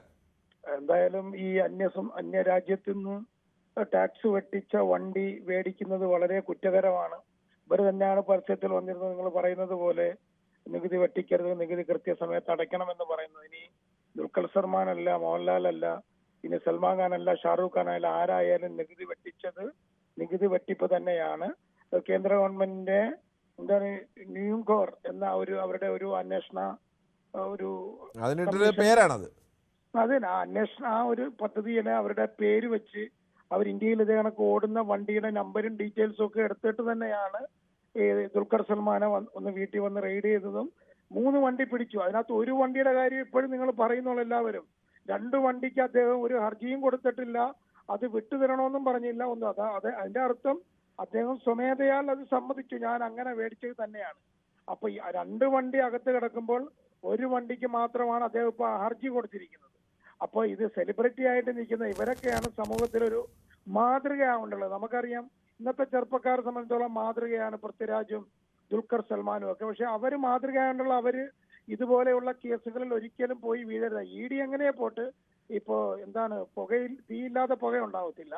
അതുകൊണ്ട് ഇതിന്റെ അർത്ഥം എന്തായാലും അവർ. ശരി ബിനോയുടെ പാർട്ടിയുടെ പ്രധാനപ്പെട്ട നേതാക്കൾക്കെതിരെയൊക്കെ ഇ ഡി അന്വേഷണം വന്നപ്പോൾ അന്ന് ഈ തീയില്ലാതെ പുകയുണ്ടാവില്ല എന്നുള്ള അതേ നിലപാട് തന്നെ ആയിരുന്നു താങ്കൾക്കുണ്ടായിരുന്നത്? അല്ല, ഇവർക്ക് എന്താ രാഷ്ട്രീയം? ദുൽഖർ സൽമാൻ എന്താ രാഷ്ട്രീയം? ഇന്ത്യയിൽ ദുൽഖർ സൽമാൻ ആരുടെ മകനാണ്? മമ്മൂട്ടിയുടെ തന്നെ. ആരുടെ മകനാണ്? നമ്മൾ അങ്ങനെ തള്ളി കളയരുത്. അല്ല, ഞാൻ പൃഥ്വിരാജിന് എന്ത് രാഷ്ട്രീയം എന്ന് ചോദിച്ചാൽ എമ്പുരാൻ പോലെ ഒരു സിനിമ മുന്നോട്ട് വെച്ച രാഷ്ട്രീയം ഒരു രാഷ്ട്രീയമല്ലേ ഇന്ത്യയിൽ? അല്ല ഞാൻ പറയട്ടെ, ഞാൻ ചോദിച്ചത് ഒരു കോൺഗ്രസ്സുകാരനായ ബിനോയുടെ പാർട്ടിയുടെ ഒരുപാട് നേതാക്കൾക്കെതിരെ ഇന്ത്യയിൽ ഏറ്റവും കൂടുതൽ ഇ ഡിയുടെ വല നേരിടേണ്ടി വന്നത് കോൺഗ്രസ് പാർട്ടിയാണല്ലോ. അന്നൊന്നും കോൺഗ്രസ് പാർട്ടിക്ക് ഇങ്ങനെ ഒരു അഭിപ്രായം ഉണ്ടായിരുന്നില്ലല്ലോ. അല്ല, ഇത് പാർട്ടിവൽക്കരിക്കേണ്ട ആവശ്യമല്ല. അതെന്താ പാർട്ടിവൽക്കരിക്കേണ്ടത്? കോൺഗ്രസ് പാർട്ടിക്കെതിരെ മാത്രം വരുമ്പോൾ അത് ഇ ഡി കുഴപ്പക്കാരാണ്, മറ്റു പാർട്ടികൾക്കെതിരെ വന്നു കഴിഞ്ഞാൽ ആ ഇ ഡി അന്വേഷിക്കുന്നത് ശരിയാണ്. അങ്ങനെ ഒരു അവസ്ഥയുണ്ടോ? ഇവര് മാതൃകയാവേണ്ടുള്ള. അവര് മാതൃകയാവണമെന്ന് എന്താ നിർബന്ധം? എന്താണ് ഇവിടെ ഈ നാട്ടിലെ സിനിമാ നടന്മാരെല്ലാവരും മാതൃകയാണ്? അവര് നമ്മുടെ ചെലവിലാണോ ജീവിക്കുന്നത്? മാതൃകയാവാൻ എന്തിനാണ് അവരെ മാതൃകയാക്കുന്നത്? അവർ കലാകാരൻ എന്ന രീതിയിലുള്ള അർഹമായ അംഗീകാരം കൊടുക്കുക. അതിനപ്പുറത്തേക്ക് അവർ മാതൃകയായി ജീവിക്കണം എന്നൊക്കെ പറയാൻ എന്ത് അവകാശമാണ് നമുക്കുള്ളത്? അവർക്ക് തോന്നിയ പോലെ ജീവിക്കാം. ഒരു കാലഘട്ടത്തിന്റെ ഏത് കാലഘട്ടത്തിലെ ചെറുപ്പക്കാരെ വെച്ചാൽ ഈ സിനിമാ നടന്മാർക്കാർക്ക് ബാധ്യതയൊന്നുമില്ല. രാഷ്ട്രീയ നേതാവ് മാതൃകയാവണം, പറയാം.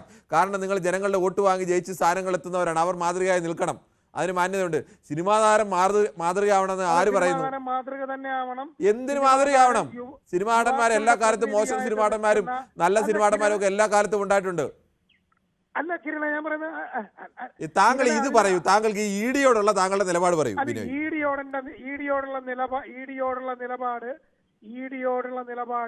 ഇ ഡി എവിടെങ്കിലും കള്ളത്തരമായിട്ടുള്ള കേസെടുക്കുകയാണെങ്കിൽ. ശരി ശ്രീ ബിനോയ്ക്ക് അഭിപ്രായം പറയാൻ വലിയ ബുദ്ധിമുട്ടാണ്. ശരി, നമുക്ക് സമയം ഇല്ല, അതുകൊണ്ട് ശ്രീ സലീമാണ് തൃശ്ശൂരിൽ നിന്നും. ശ്രീ സലീം, താങ്കൾക്ക് വേഗത്തിൽ പറയാം, സമയം കുറവായതുകൊണ്ടാണ്.